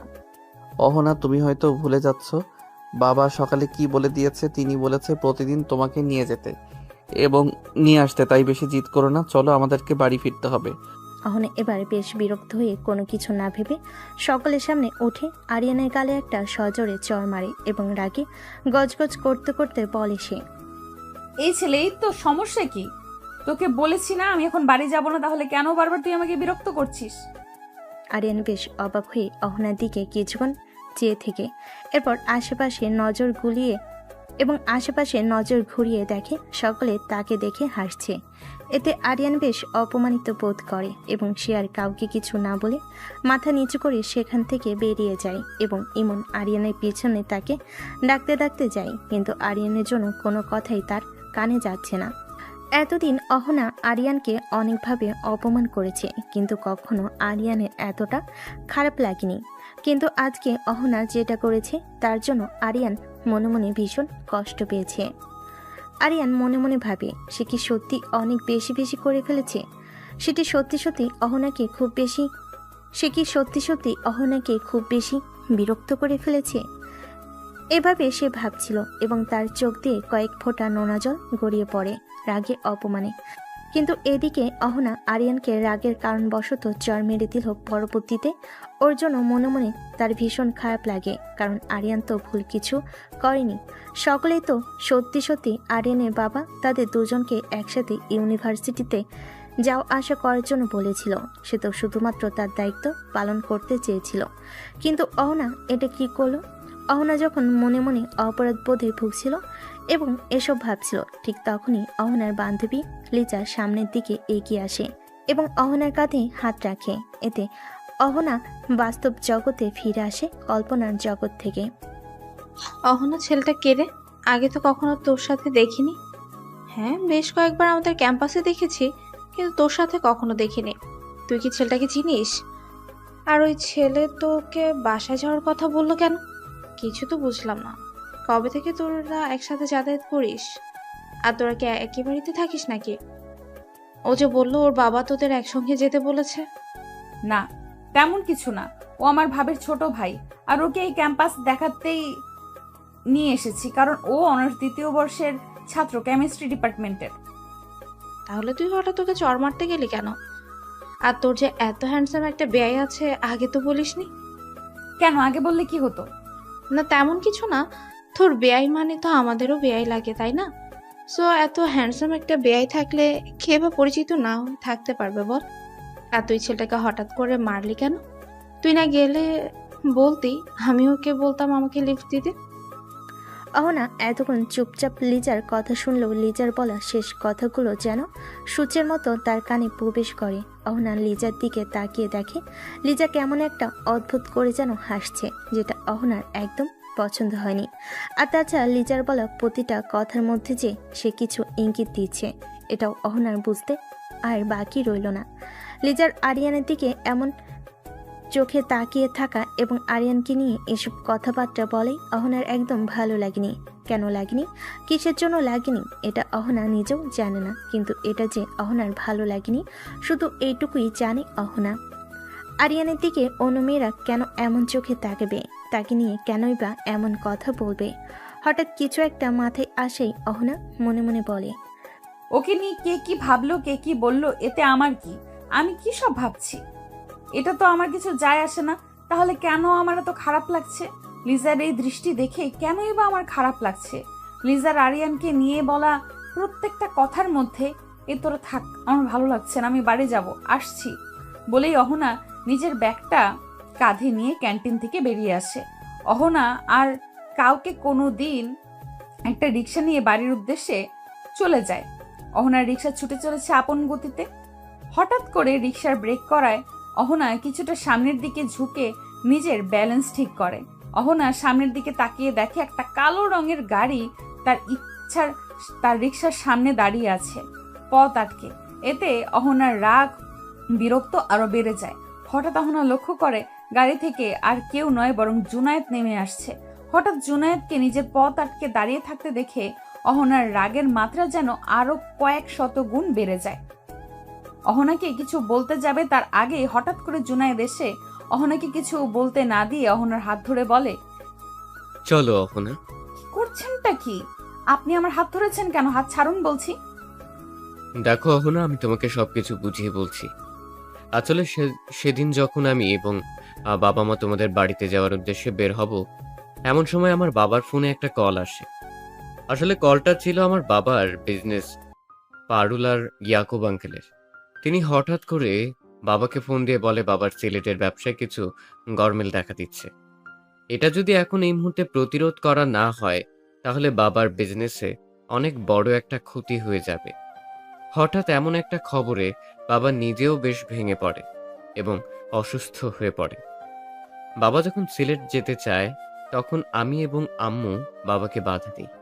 এতে বাবা আমাকে বলেন আমি যদি তাকে সুস্থ দেখতে চাই তাহলে যেন যখন সেই মুহূর্তে সিলেটের উদ্দেশ্যে রওনা দিই এবং অফিসে কি সমস্যা হচ্ছে সেটা সমাধানের পর্যাপ্ত ব্যবস্থা গ্রহণ করি। এখন তুমিই বলো, তখন আমি কি করতাম? নিজের বাবাকে নিজের সামনে মরে যেতে দেখতাম, নাকি ছেলে হিসেবে নিজের দায়িত্ব পালন করতে সিলেটে যেতাম? তখন আমার কাছে বিয়ে করতে যাওয়ার থেকে বেশি আমার বাবার জীবন বাঁচানোটা গুরুত্বপূর্ণ মনে হয়েছিল। এই জন্য আমি কোনো কিছু না ভেবে সিলেটে চলে যাই। ঘটনাটা এত তাড়াতাড়ি ঘটেছিল যে আমি তোমার সঙ্গে সবকিছু শেয়ার করব এই সময়টুকু আমি পাইনি। দুদিন পরে যখন সকল সমস্যার সমাধান করে ফিরে আসব তখন আমার মনে হলো আমি তোমার সাথে অন্যায় করে ফেলেছি। নিজের ব্যস্ততার জন্য তোমার সঙ্গে যোগাযোগ করতে না পারলেও আমার অন্তত তোমাকে বলে যাওয়াটা উচিত ছিল, কিন্তু আমি সেটা করতে বাধ্য হয়েছি। তুমি দয়া করে আমাকে ক্ষমা করে দাও। দেখা হলে আমি তোমাকে ছাড়া বাঁচব না, তাই প্লিজ আমাকে ক্ষমা করে দাও। তুমি যদি চাও তাহলে আজকে আমরা বিয়ে করতে পারি, এতে আমার এখন আর কোনো আপত্তি নেই। প্লিজ অহনা, প্লিজ আমাকে ফিরিয়ে দিও না সোনা। আমি তোমাকে সত্যি ভীষণ ভালোবাসি এবং আমি জানি তুমিও আমাকে তার থেকেও অনেক বেশি ভালোবাসো। কে আপনি? আমি কি আপনাকে চিনি? আর কয়া নেই বলা নেই, হঠাৎ করে আপনি আমার হাত ধরছেন কেন? হাত ছেড়ে দিন বলছি, না হলে আমার থেকে খারাপ আর কেউ হবে না। প্লিজ সোনা, এমন করে না। লক্ষ্মীটি আমার, কথাটা শোনো। আমি সত্যি বলছি তোমাকে ছাড়া আমি বাঁচব না। তাহলে মরে যান, বেঁচে আছেন কেন? তুমি কি সত্যিই চাও আমি মরে যাই? দেখুন মিস্টার জুনায়েদ, আপনি কি করেছেন, কেন করেছেন এবং কোন পরিস্থিতিতে করেছেন সেটার এখন আর কোনো মূল্যই নেই। তাই দয়া করে আমার পথ ছাড়ুন আর আমাকে যেতে দিন। বাড়িতে আমার শ্বশুর শাশুড়ি আমার জন্য অপেক্ষা করছে। তুমি এতটা নির্দয় হতে পারো না অহনা। দেখুন, আমি কি পারি আর না পারি আমি সেই হিসাব এখন বসে নেই। দয়া করে পথ ছাড়ুন। কথাটি বলেই জেনা অহনা জুনায়েদকে পাশ কাটিয়ে চলে যেতে নিবে। হঠাৎ করে জুনায়েদ অহনার হাত চেপে ধরে এবং এতটা জোরে ধরে যে অহনা ব্যথায় মৃদু শব্দ করে ওঠে, কিন্তু এতে জুনায়েদের যেন কোনো হেলদোল নেই। সে তার নিজের হাতের বাঁধন আরও শক্ত করে এবং এক টান দিয়ে অহনাকে নিজের সামনে এনে দাঁড় করে এবং রাগে দাঁতে দাঁত চিপে বলে, এতবার করে বলছি কথা কানে যাচ্ছে না? তুই নিজেকে কি মনে করিস? হ্যাঁ, তোর মতো হাজার হাজার মেয়ে এই জুলাইদের বিছানায় আসার জন্য মরিয়া হয়ে থাকে। কিন্তু তুই একমাত্র মেয়ে যে এখন পর্যন্ত জুনায়েদকে ব্যবহার করে গিয়েছিস। তোকে এখন পর্যন্ত একবারও আমি আমার বিছানায় নিতে পারিনি। ভেবেছিলাম বিয়ে না, বউ নাটকের মাধ্যমে তোকে নিজের বিছানা পর্যন্ত নিয়ে গিয়ে ব্যবহার করব। কিন্তু তোর ভাগ্যজনকভাবে সেদিনই আমার বাবার বন্ধুর মেয়ে প্রিয়া দেশে আসে এবং তার হট অ্যান্ড সেক্সি কিভাবে এর উপর আমার নজর আটকে যায় এবং তাকে একদিনের জন্য হলেও নিজের বিছানায় পাওয়ার লালসা জাগে মনে। তাই অনেক কষ্ট করে প্রিয়াকে বুঝিয়ে দেশের বাইরে নিয়ে যাই এবং ওকে নিজের বিছানা পর্যন্ত নিয়ে আসি। ঠিক এই জন্যই তুই মিস হয়ে যাস। আর নয়, আর কোনো অভিনয় নাই, আর কোনো ভালো মানুষই নয়। তোকে আমার বিছানায় চাই মানে চাই, এবং সেটা আজকে আমি করে ছাড়বো। জানোয়ার, ছাড় বলছি আমার হাত। এই জন্যই আল্লাহ বলে তিনি যা করেন বান্দার মঙ্গলের জন্যই করেন। এই জন্য তিনি সেদিন আমাকে তোর মতো পশুর হাত থেকে বাঁচিয়ে নেন। আর আমি কিনা তোর মতো পশুর জন্য আমার নিষ্পাপ স্বামীকে কষ্ট দিচ্ছি? তোকে ভালোই ভালোই বলছি আমার হাত ছেড়ে দে। তা না হলে আমার ভাই বা আমার স্বামী যদি জানতে পারে, তোর হাত আর হাতের জায়গায় থাকবে না। করেছিস তো বিয়ে, বাচ্চা একটা ছেলেকে। তোর ওই বাচ্চা জামাই কি করবে আমার? আচ্ছা, আমার কথা বাদই দিলাম, তোরই বা কি করবে? তবে বিশ্বাস কর, সে কিছু না পারলেও আমি অনেক কিছু করতে পারবো। জোনাইদের এমন নোংরা ইঙ্গিতে কথা বলেই অহনা চোখ মুখ কুঁচকে বন্ধ করে ফেলে। তার এখন নিজেকে নিজে গালি দিতে ইচ্ছে করছে। সে কিনা এতদিন একটা জানোয়ারকে ভালোবেসে এসেছে। তার এখন নিজের প্রতি নিজের ঘেন্না হচ্ছে যে না অহনা জুনাইদকে কিছু বলতে যাবে। হঠাৎ করে সে অনুভব করে তার হাতে জুনাইদের হাতের বাঁধন আস্তে আস্তে হালকা হচ্ছে। সাথে সাথে যে চোখ খুলে সামনে চেয়ে দেখে আরিয়ান খুব শক্ত করে জুনায়েদের হাত ধরে রেখেছে। এত জোরে ধরেছে যে জুনায়েদ ব্যথায় কুকিয়ে উঠল। হঠাৎ অহনা লক্ষ্য করে দেখল আরিয়ানের চোখ মুখ লাল হয়ে আছে, যেন জ্বলন্ত আগ্নেয় লাভা। আরিয়ান খুব শক্ত করে জুনায়েদের হাত মুচকে পিছনে ধরে, দাঁতে দাঁত চেপে বলে, কুত্তার বাচ্চা, তোর এত বড় সাহস! তুই আমার বউকে বাজে ভাষা এবং বাজে ইঙ্গিতে কথা বলিস। তোর সেই কলিজা আমি টান দিয়ে ছিঁড়ে ফেলবো, যে কলিজা এত বড় সাহস দেখিয়েছে। আরিয়ান, ছেড়ে দে বলছি, ভালো হবে না কিন্তু। আমার বাবা যদি একবার জানতে পারে তুই আমার শরীরে আঘাত করেছিস, তোর বংশ পুরো নির্বংশ করে দিবে আমার বাবা। তোর বাবা আমার বংশকে নির্বংশ করব, আগে নিজের বংশধরকে আমার হাত থেকে বাঁচিয়ে নে। তোর এত বড় সাহস, তুই আমার স্ত্রীকে খারাপ কথা বলিস। আমার স্ত্রীকে স্পর্শ করা দুঃসাহস ব্যাপার। আজকে তোর জীবনের অন্তিম দিন। এই কথা বলে আরিয়ান এলো পাথারে মারতে থাকে জুনায়েদকে। নাকে মুখে এত ঘুষি মারে এবং পেটে পিঠে একের পর এক লাথি দিতে থাকে। আরিয়ান যে এত হিংস্র হতে পারে সেটা অহনা আজ দেখতে পেল। আরিয়ানকে দেখতে আজকে ভীষণ হিংস্র মনে হচ্ছে অহনার কাছে। সে কখনোই আরিয়ানকে এতটা রেগে যেতে দেখেনি। যে ছেলে কখনো কারোর সঙ্গে উঁচু গলায় কথা বলতো না, সেই ছেলে যে এত ভয়ঙ্কর হয়ে কাউকে এত ভয়ঙ্করভাবে মারতে পারে সেটা আজকে অহনা দেখতে পেল। আর এই মারের এক পর্যায়ে অহনা লক্ষ্য করে দেখল আরিয়ান জুনায়েদকে এতটা মেরেছে যে জুনায়েদের নাক মুখ দিয়ে অজস্র রক্ত পড়ছে। আর কয়েক মুহূর্ত যদি আরিয়ান এভাবে জুনায়েদকে মারতে থাকে তাহলে জুনায়েদের মৃত্যু অনিবার্য। তাই অহনা আর দেরি না করে দ্রুত গতিতে আরিয়ানের কাছে এগিয়ে যায় এবং আরিয়ানকে থামাতে চায়।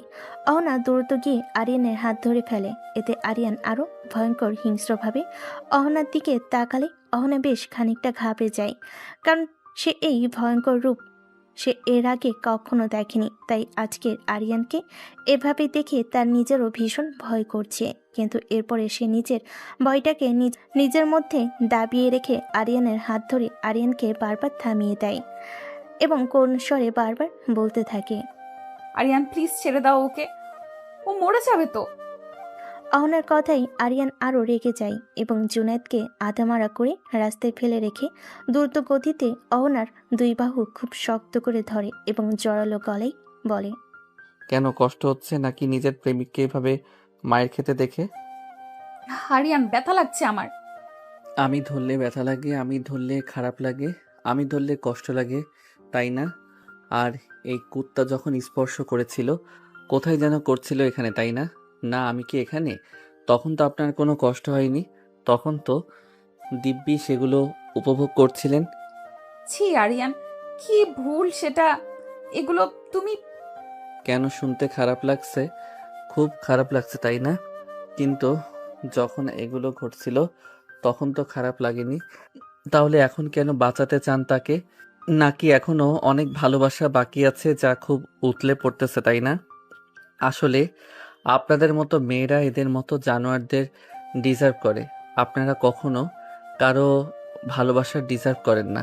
আমি আপনার আশেপাশে আসলে আপনার যেমন কষ্ট হয়, ঠিক তেমনি যখন আপনি এই জানোয়ারের বাচ্চার সঙ্গে আমার সামনে ডলাডলি করে বেড়াইতে, ঠিক তার চেয়ে কয়েক হাজার গুণ বেশি কষ্ট বুকের এইখানটাই হতো।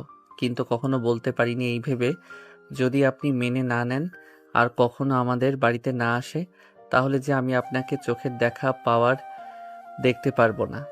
আমি যে বড্ড ভালোবাসি আপনাকে, কিন্তু আপনি সারা জীবন শুধু ইচ্ছে করে দূরে সরিয়ে রেখেছে। আর কথায় কথায় বাচ্চা বলেন না, ছোট বলেন না। কত ছোট আমি আপনার, খুব জোর করে 2 বছরের, এর থেকে তো মনে হয় না বেশি হবে। কিন্তু খোঁজ নিয়ে দেখেন, পৃথিবীতে এমন অনেক দম্পতি আছে যাদের বয়সের ডিফারেন্স অনেক বেশি, কিন্তু তারা কি সংসার করছে না? তারা কি নিজেদের ভালোবাসছে না? কিন্তু না, আমি যখনই আপনার কাছে ভালোবাসার পাগল হয়ে গিয়েছি, ততবারই আপনি আমাকে দূরে সরিয়ে দিয়েছেন, অপমান করেছেন, অবজ্ঞা করেছেন। আমাদের প্রিয় নবী হজরত মুহাম্মদ সাল্লাল্লাহু আলাইহি ওয়াসাল্লাম যখন হজরত খাদিজা রাদিয়াল্লাহু তাআলা আনহুরকে বিয়ে করেছিলেন, তাদের বয়সের পার্থক্যটা একটু জেনে নেবেন। তাহলে কেন আজকে আমাকে ভালোবাসতে পারবে না? কেন আপনি আমাকে মেনে নিতে পারেন না? কেন আপনি আমাকে বারবার দূরে সরিয়ে দিয়েছেন? অনেক হয়েছে। আর না, আমি আর আসবো না আপনার কাছে ভালোবাসার দাবি নিয়ে। আর কখনো করব না বিরক্ত, আপনাকে কথা দিলাম। কিন্তু বিশ্বাস করুন, এই দিনটার জন্য আপনি পস্তাবেন, খুব বেশি করে পস্তাবেন। এবং সেই দিন আর বেশি না দূরে নেই, যেদিন আপনি নিজেই আমার ভালোবাসা পাওয়ার জন্য ভিক্ষা চাইবে, কাঙাল হয়ে আমার কাছে আসবে, যেমনটা এখন আমি এসেছি আপনার কাছে বারবার, কিন্তু বারবার আপনি আমাকে প্রত্যাখ্যান করেছেন। কথাগুলো বলে আরিয়ান অহনাকে মৃদু ধাক্কা দিয়ে নিজের থেকে দূরে সরিয়ে দিয়ে উঠে দাঁড়ায় এবং টালমাটাল পায়ে এগিয়ে যেতে থাকে সামনের দিকে। পিছন থেকে অহনা যে তাকে কয়েকবার ডেকেছে, সেটা তার কান পর্যন্ত হয়তো বা পৌঁছায়নি, হয়তো বা পৌঁছেছে, কিন্তু সে উপেক্ষা করেছে। পরিস্থিতি বেসামাল দেখে ইমন দৌড়ে আবার আরিয়ানের পিছনে। মূলত তখন সে আরিয়ানের পিছনে পিছনে গিয়ে আরিয়ানকে অনেক বুঝিয়ে শান্ত করে নিয়ে রাস্তা দিয়ে বাড়ি ফিরছিল, কিন্তু হঠাৎ দেখে রাস্তার মাঝে একটা ছেলে একটা মেয়ের হাত ধরে তাকে বিরক্ত করছে।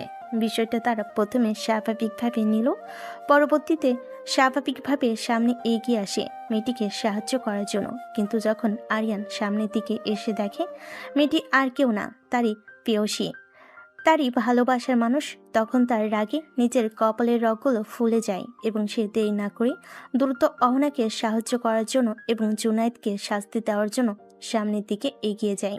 এই ঘটনায় অনেক দিন পেরিয়ে যায়। সেদিনের পর থেকে আরিয়ান পুরোপুরি অহনাকে উপেক্ষা করে চলে। সে আর অপ্রয়োজনে কখনো বিরক্ত করে না অহনাকে। সেই ঘটনার পর থেকে আরিয়ান এখন পর্যন্ত রাতে ঘুমালে কখনো আর অহনাকে বিরক্ত করে না। সে নিজেই এখন আর রুমে আসে না। কোথায় থাকে অহনা নিজেও জানে না। সে কয়েকবার খোঁজ নেওয়ার চেষ্টা করেছে, কিন্তু জানতে পারেনি এখন আরিয়ান কোথায় থাকে। সে অনেকবার চেষ্টা করেছে আরিয়ানের সঙ্গে কথা বলার, কিন্তু আরিয়ান তাকে সে সুযোগ আর দেয়নি। এজন্য অহনা নিজেও এখন বেশ মন খারাপ করে থাকে। কেন জানি না তার মনের মধ্যে একটা শূন্যতা কাজ করে। আর আরিয়ান কখন বাড়িতে আসে কখন যায় সেটা অহনা কখনো বুঝতে পারে না, কারণ আরিয়ান আর তার সামনেই আসে না। অহনা অনেকবার চেষ্টা করেছে জানার, কিন্তু সে জানতে পারেনি। সে তার শাশুড়িকে কয়েকবার জিজ্ঞেস করেছে, কিন্তু সেখান থেকে ফলস্বরূপ কোনো উত্তর পায়নি। তার জন্য সে আর নিজেও তার শাশুড়িকে কিছু বলেনি। এরপর যদি তার শাশুড়ি তাকে প্রশ্ন করে তাদের মধ্যে কোনো সমস্যা হচ্ছে কিনা বা কিছু হয়েছে কিনা, কেনই বা এই দূরত্ব, বা কেনই অহনা আরিয়ানের খবর জানে না, এ বিষয়ে যদি প্রশ্ন করে তাহলে ও কি উত্তর দিবে তা অহনার জানা নেই। এজন্য সে তার শাশুড়ির সঙ্গে এ বিষয় নিয়ে কথা বলে না। তবে সে নিজের মতো করে চেষ্টা করেছে, কিন্তু প্রতিবারই ব্যর্থ হয়েছে। এখন অহনার নিজেকেই বেশ খারাপ লাগে, কিন্তু কেন সে তা জানে না। সে তো এটাই চেয়েছিল যেন আরিয়ান তার সামনে না আসে, তাকে বিরক্ত না করে। কিন্তু আরিয়ান নিজে থেকে যখন তার থেকে দূরে সরে যাচ্ছে, তাহলে অহনার এত খারাপ লাগছে কেন? তার যে ভীষণ কষ্ট হচ্ছে মনের মধ্যে, ভীষণ শূন্যতা কাজ করছে। কিন্তু কেন এই হাহাকার? সে যে উত্তর পায় না। অহনা এসব ভাবছিল আর মনে মনে বলছিল, তবে কি আমি সত্যি সত্যি আরিয়ানকে ভালোবেসে ফেলেছি? না, কি সব যাতা ভাবছি আমি। আমি কি করে আরিয়ানকে ভালোবাসতে পারি? আচ্ছা, ভালোবাসতে পারি না কেন? অহনা নিজেই এবার নিজের প্রতি বেশ বিরক্ত হয় তার এই আজগুবি ভাবনার জন্য। অহনার শাশুড়ি ডাইনিং টেবিলে সকালের খাবার দিচ্ছিলেন। অহনা এখন খুশি হয়ে তার শাশুড়িকে সাহায্য করছিল। এমন সময় অহনা সেই দিকে নজর যায়। আরিয়ান সেজেগুজে কোথায় যেন একটা বের হচ্ছে। আরিয়ানকে দেখে অহনার মন খুশিতে পুলকিত হয়ে যায়। আজ অনেক দিন পর সে আরিয়ানকে দেখছে। এমন সময় আরিয়ান সিঁড়িতে নামতে নামতে তার মাকে বলে, আম্মু, তাড়াতাড়ি খেতে দাও। আজকে আমাকে একটু তাড়াতাড়ি বের হতে হবে, তাহলে গুরুত্বপূর্ণ কাজ আছে আজকে। তুমি একাই বেরোবে মানে? অহনা মামনিকে ইউনিভার্সিটিতে নিয়ে যাবে তো তাহলে? জানি না আব্বু, আজকে এমনিতেও আমি ইউনিভার্সিটিতে যাব না। এখন আমি এয়ারপোর্টে যাব ঈশাকে রিসিভ করতে। ইসে মামনি ফিরে আসছে নাকি? কই, আগে তো বলিসনি। আগে তো আমি জানতাম না আব্বু, আসলে ও যে আসছে এটাও কাউকে বলেনি, ইভেন এমন কেউ না। সে আসলে সবাইকে সারপ্রাইজ পেতে চায়, তাই কাউকে কিছু বলেনি। কিন্তু হঠাৎ করে গত রাতে ফোন দিয়ে আমাকে সবকিছু বলেছে, কারণ সে অনেক দিন পরে আসছে। তাই সবকিছু ঠিকঠাক তুলতে পারবে কিনা এই নিয়ে ম্যাডাম ভীষণ চিন্তিত। বলিস কি রে বাবা, সত্যি ঈশা মামনি আসছে? হ্যাঁ আম্মু, সত্যি আসছে ম্যাডাম। এতক্ষণ ধরে অহনা খুব মনোযোগ সহকারে সকলের কথা শুনছিল, কিন্তু ঈশাকে এখন পর্যন্ত সে চিনতে পারেনি এবং কাকে নিয়ে বা কার আশা নিয়ে সকলের এত উৎসুক সেটাও সে বুঝতে পারছে না। তবে এতক্ষণ ধরে অহনা একটা বিষয় খুব ভালোভাবে লক্ষ্য করেছে। আরিয়ান তার বাবা মায়ের সঙ্গে কথা বলল, এখনো পর্যন্ত একটিবারের জন্য অহনার দিকে চোখ তুলে তাকায়নি বা লক্ষ্য করেনি তাকে। সে যে একটা মানুষ এখানে দাঁড়িয়ে আছে, তাকে আরিয়ান বুঝতে পারছে না নাকি বুঝতে চাইছে না। আরিয়ান খাওয়া দাওয়া করে দ্রুত বেরিয়ে পড়ে এবং আরিয়ান চলে যাওয়ার সাথে সাথেই অহনা তার শাশুড়ি এবং শ্বশুরকে প্রশ্ন করে বসে, আচ্ছা আব্বু আম্মু, এই ঈশা কে? ঈশা হলো আমার বোনের মেয়ে এবং আরিয়ান ইমনের ছোটবেলাকার বন্ধু ও খেলার সাথীও। ইমন এবং আরিয়ানও অহনার ছোটবেলা থেকেই খুব ভালো বন্ধু। তাদের ছেলেবেলা বেড়ে ওঠা এবং স্কুল কলেজ সবই একসাথে। তাদেরকে বলতে পারেন না তারা বন্ধু নাকি ভাই বোন। এভাবে কেটে যাচ্ছিল ওদের এসএসসি পরীক্ষার পরে। ওরা যখন কলেজে ভর্তি হয় তখন থেকে ঈশা পরিবর্তন হতে থাকে। ঈশার ব্যবহার কেমন যেন অদ্ভুত হতে থাকে। সে সবসময় আরিয়ানের সঙ্গে থাকতে চাইতে, ওর সঙ্গে ঘুরতে চাইতো, কথা বলতো। আরিয়ান এটা সহজভাবে নিত, কারণ সে ছোট থেকেই তাকে বান্ধবী এবং বোনের নজরে দেখেছে। তারা একে অপরে খেলার সাথী এবং বিপদের সঙ্গীও ছিল। কেউ কাউকে ছাড়া থাকতে পারতো না। কিন্তু কলেজ যাওয়ার পর যখন হঠাৎ করে কিসের পরিবর্তন লক্ষ্য করে ঈশা কেমন যেন আগের থেকে বেশি আরিয়ানকে সময় দিতে চাইতো। ওর কি ভালো লাগে, ওর কি খারাপ লাগে, ওকে নিয়ে বেশি পজিটিভ হয়ে যাচ্ছিল। বিষয়টা যখন আমাদের বোধগম্য হওয়ার উপক্রম, সেই সময় হঠাৎই ঈশা আরিয়ানকে প্রপোজ করে বসে। আসলে সেদিন ছিল আরিয়ানের জন্মদিন এবং সেদিন ওরা এসেছিল আমাদের বাড়িতে।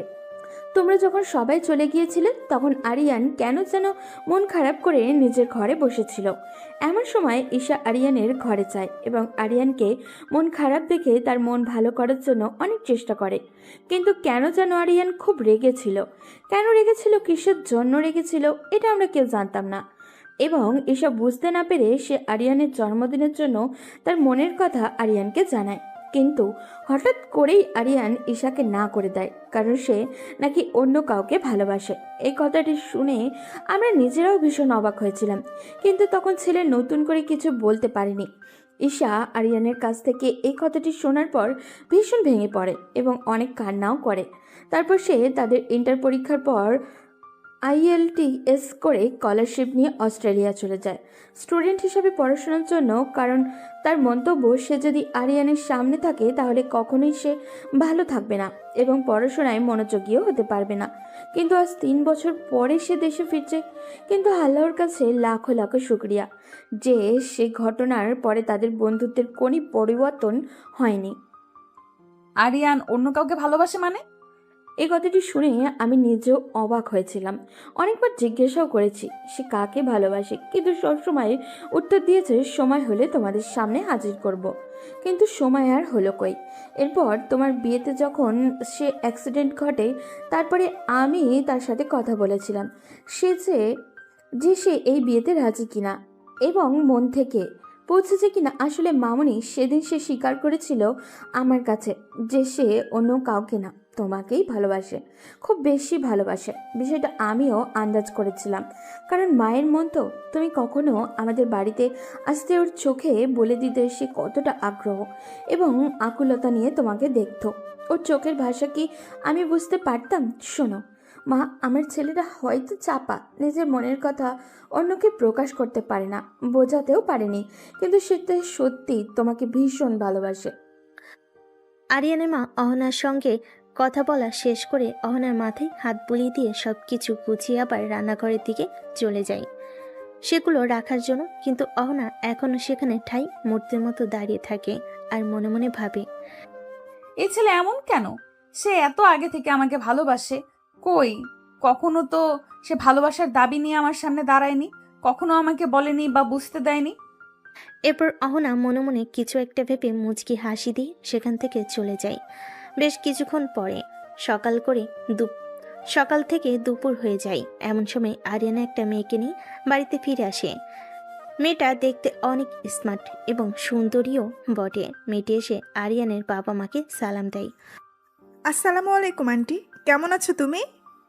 ওয়ালাইকুম আসসালাম। কেমন আছে? সেই খবর নেওয়ার মতো সময় কি মানুষের আছে? তারা কত ব্যস্ত।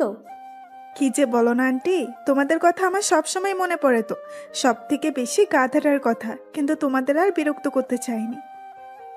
বিরক্ত? আরে পাগলি মেয়েরা কখনো বাবা মাকে বিরক্ত করে না। অবশ্য তুমি সেটা বুঝবে কি করে?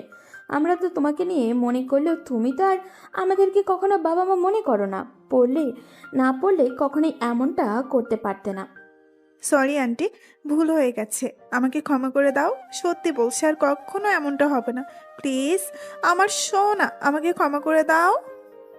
এই ফাজিল মাইয়া, এই তুই আমাকে গাধা বললি? তুই গাধা, তোর নামই গাধা। ও সরি, তুই তো আবার গাধা না, গাধি।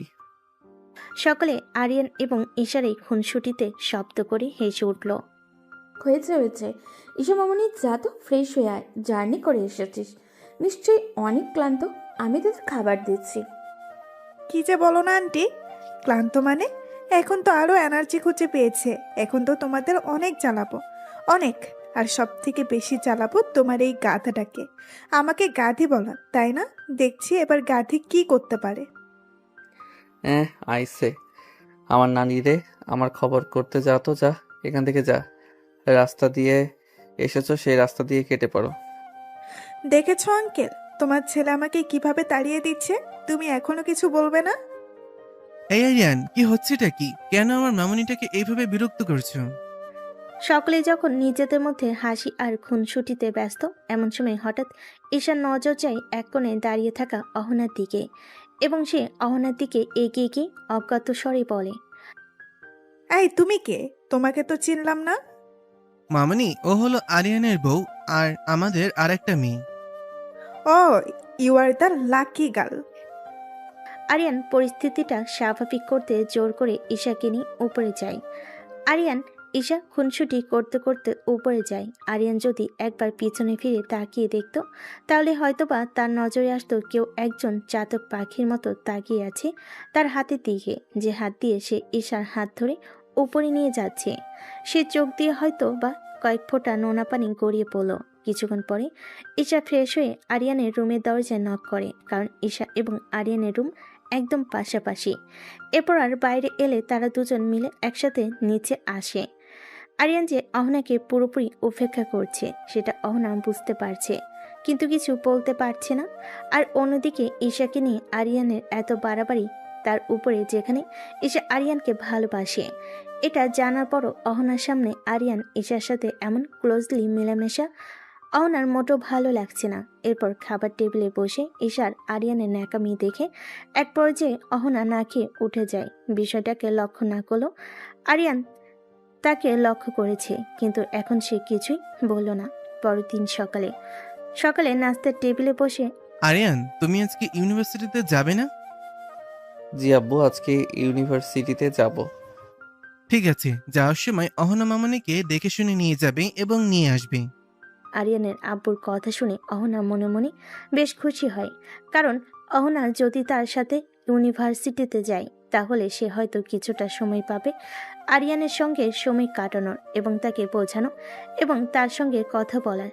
সে যে নিজেও এখন আরিয়ানকে ভালোবেসে ফেলেছে, এটা আরিয়ানকে জানানো প্রয়োজন। কিন্তু তার সকল চিন্তা ভাবনার মাঝেই আরিয়ান জল ঢেলে দিয়ে বলে, আব্বু সরি, আজকে ওনাকে একটু একাই যেতে হবে, কারণ আমি তো আর বাইকে দুজন নিজে একসঙ্গে নিয়ে যেতে পারবো না। মানে? আসলে আব্বু, আজকে ঈশা আমার সাথে ইউনিভার্সিটিতে যাবে পুরনো বন্ধু বান্ধবদের সঙ্গে দেখা করতে, তাই আমি বাইকে তো আর দুজনকে নিয়ে যেতে পারবো না। কথাটুকু বলার ফাঁকে ফাঁকে একবার করে অহনার মুখের দিকে তাকিয়েছিল। অহনা প্রথম দিকে খুশি হলো, পরবর্তীতে তার মুখ কালো মেঘের ছায়া নেমে আসে। এরপর আরিয়ান মনে মনে বলে, এইটুকুতেই হার মেনে নিলে প্রিয়তমা? তাহলে আমি এতগুলো বছর কিভাবে চললাম এই আগুনে?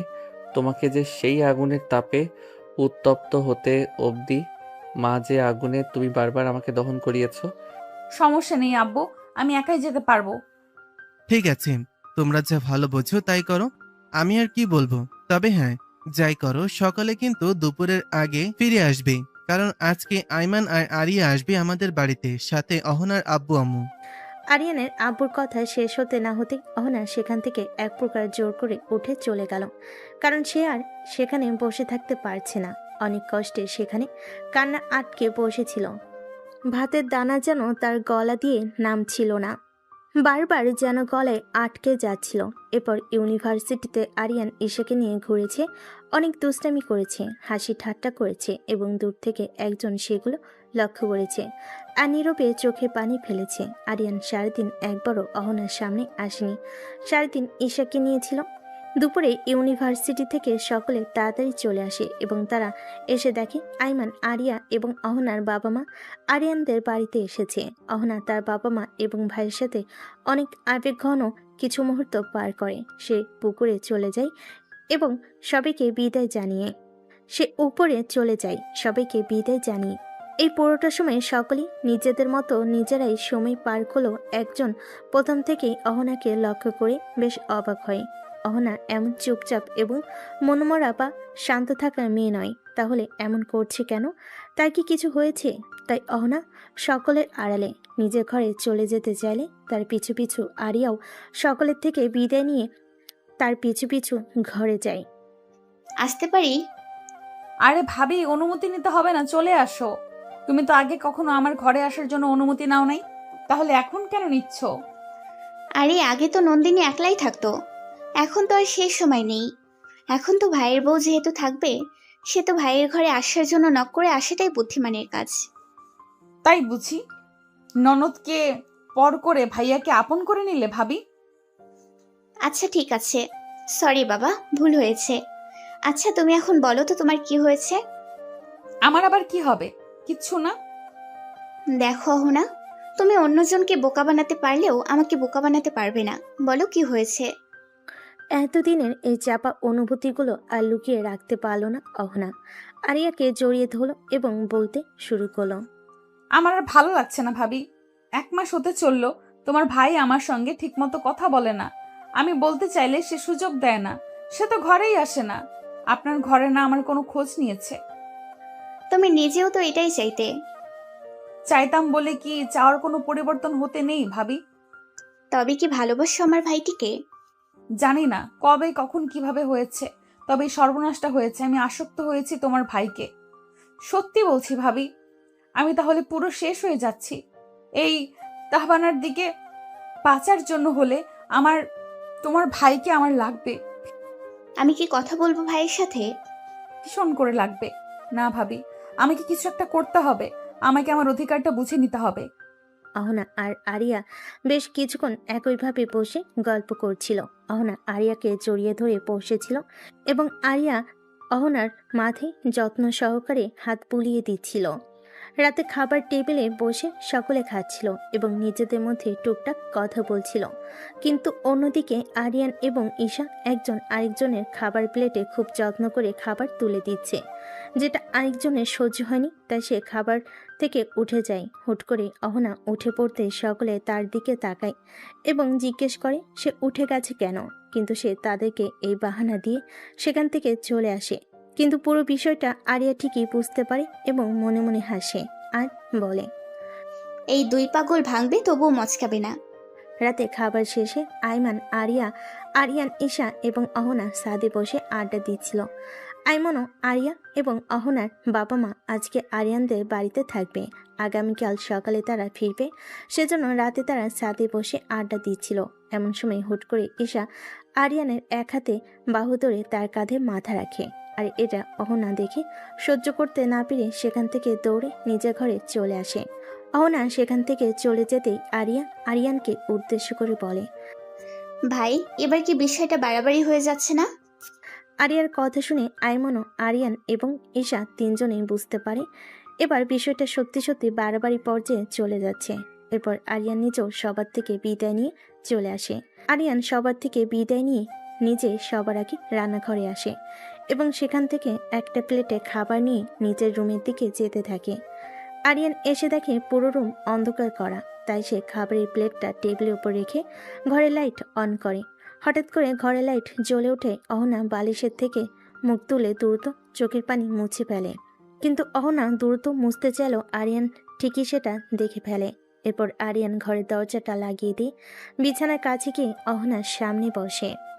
কি হয়েছে আপু, আপনি কান্না করছেন কেন?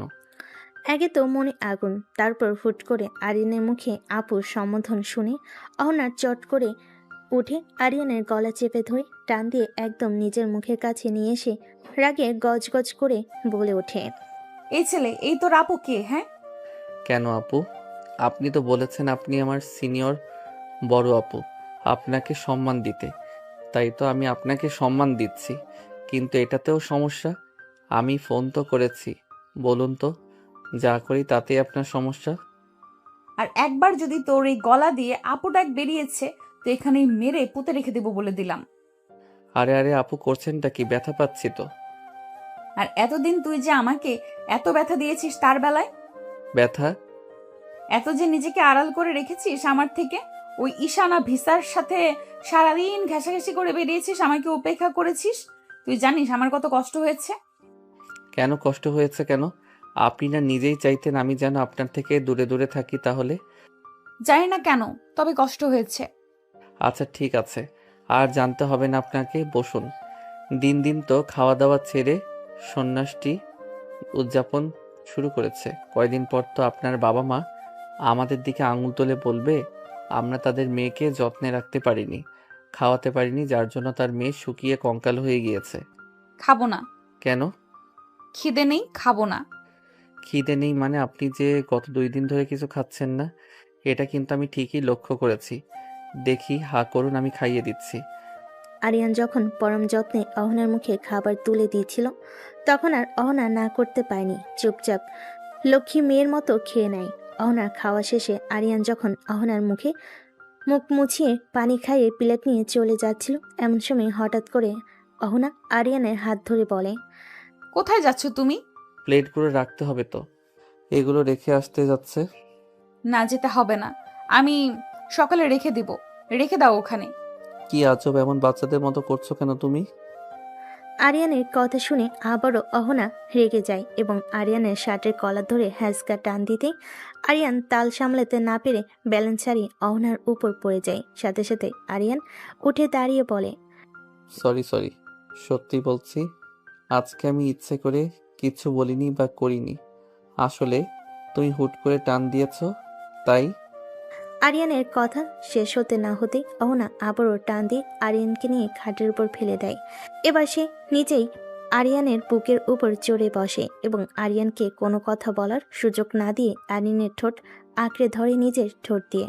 মিনিট কয়েক পর ছেড়ে দিলে দুজনই কাঁপতে থাকে। প্রথম দিকে আরিয়ান আশঙ্কিক আক্রমণে ভ্যাপা খেলেও পরবর্তীতে আর কিছু বলতে পারেনি। আরিয়ান এবং অহনা দুজনেই পাশাপাশি শুয়ে ছাদের দিকে তাকিয়েছিল। এমন সময় অহনা হুট করে আরিয়ানের গলা জড়িয়ে ধরে আরিয়ানের গলায় নিজে মুখ ডুবিয়ে দেয়।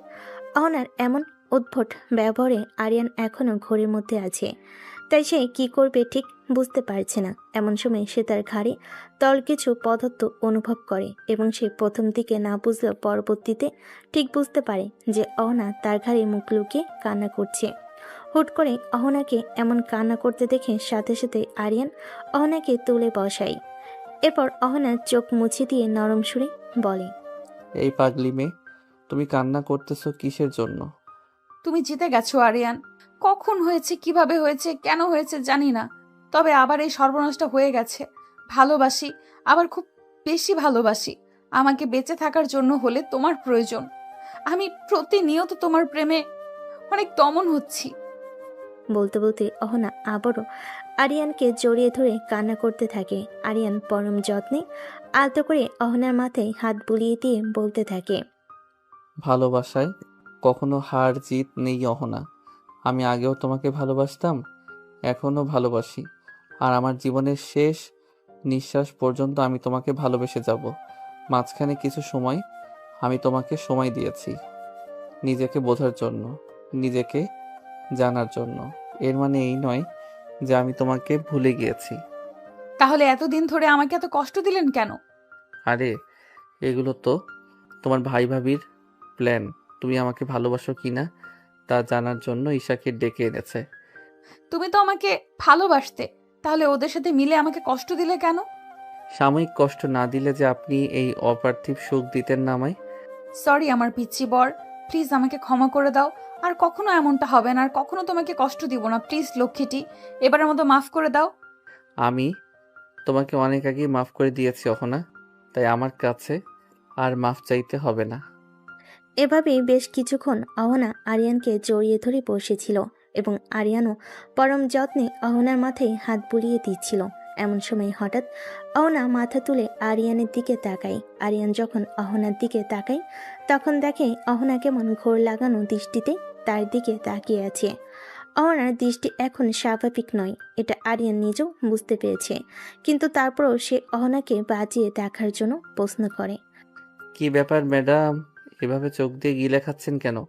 কখনো কি কোনো সুন্দর ছেলে দেখেননি নাকি? আমার জিনিস আমি খাবো নাকি? নাকি অহনা রহস্যময় একটা হাসি দিয়ে আরিয়ানের গালে কিস করতেই আরিয়ান আবেশে চোখ বন্ধ করে নেয়। এরপর আরিয়ানের নাকের ডগায় পরবর্তীতে ঠোঁটে লিপ কিস করতেই প্রথমে স্তব্ধ থাকলেও পরবর্তীতে আরিয়ান নিজেও অহনার মাথার চুল মুঠি করে আঁকড়ে ধরে অহনা ডাকে সাড়া দিয়ে আস্তে আস্তে দুজনেই আরও গভীর থেকে গভীরতর বন্ধনে অপার্থিব সুখ সন্ধানে পাড়ি জমান।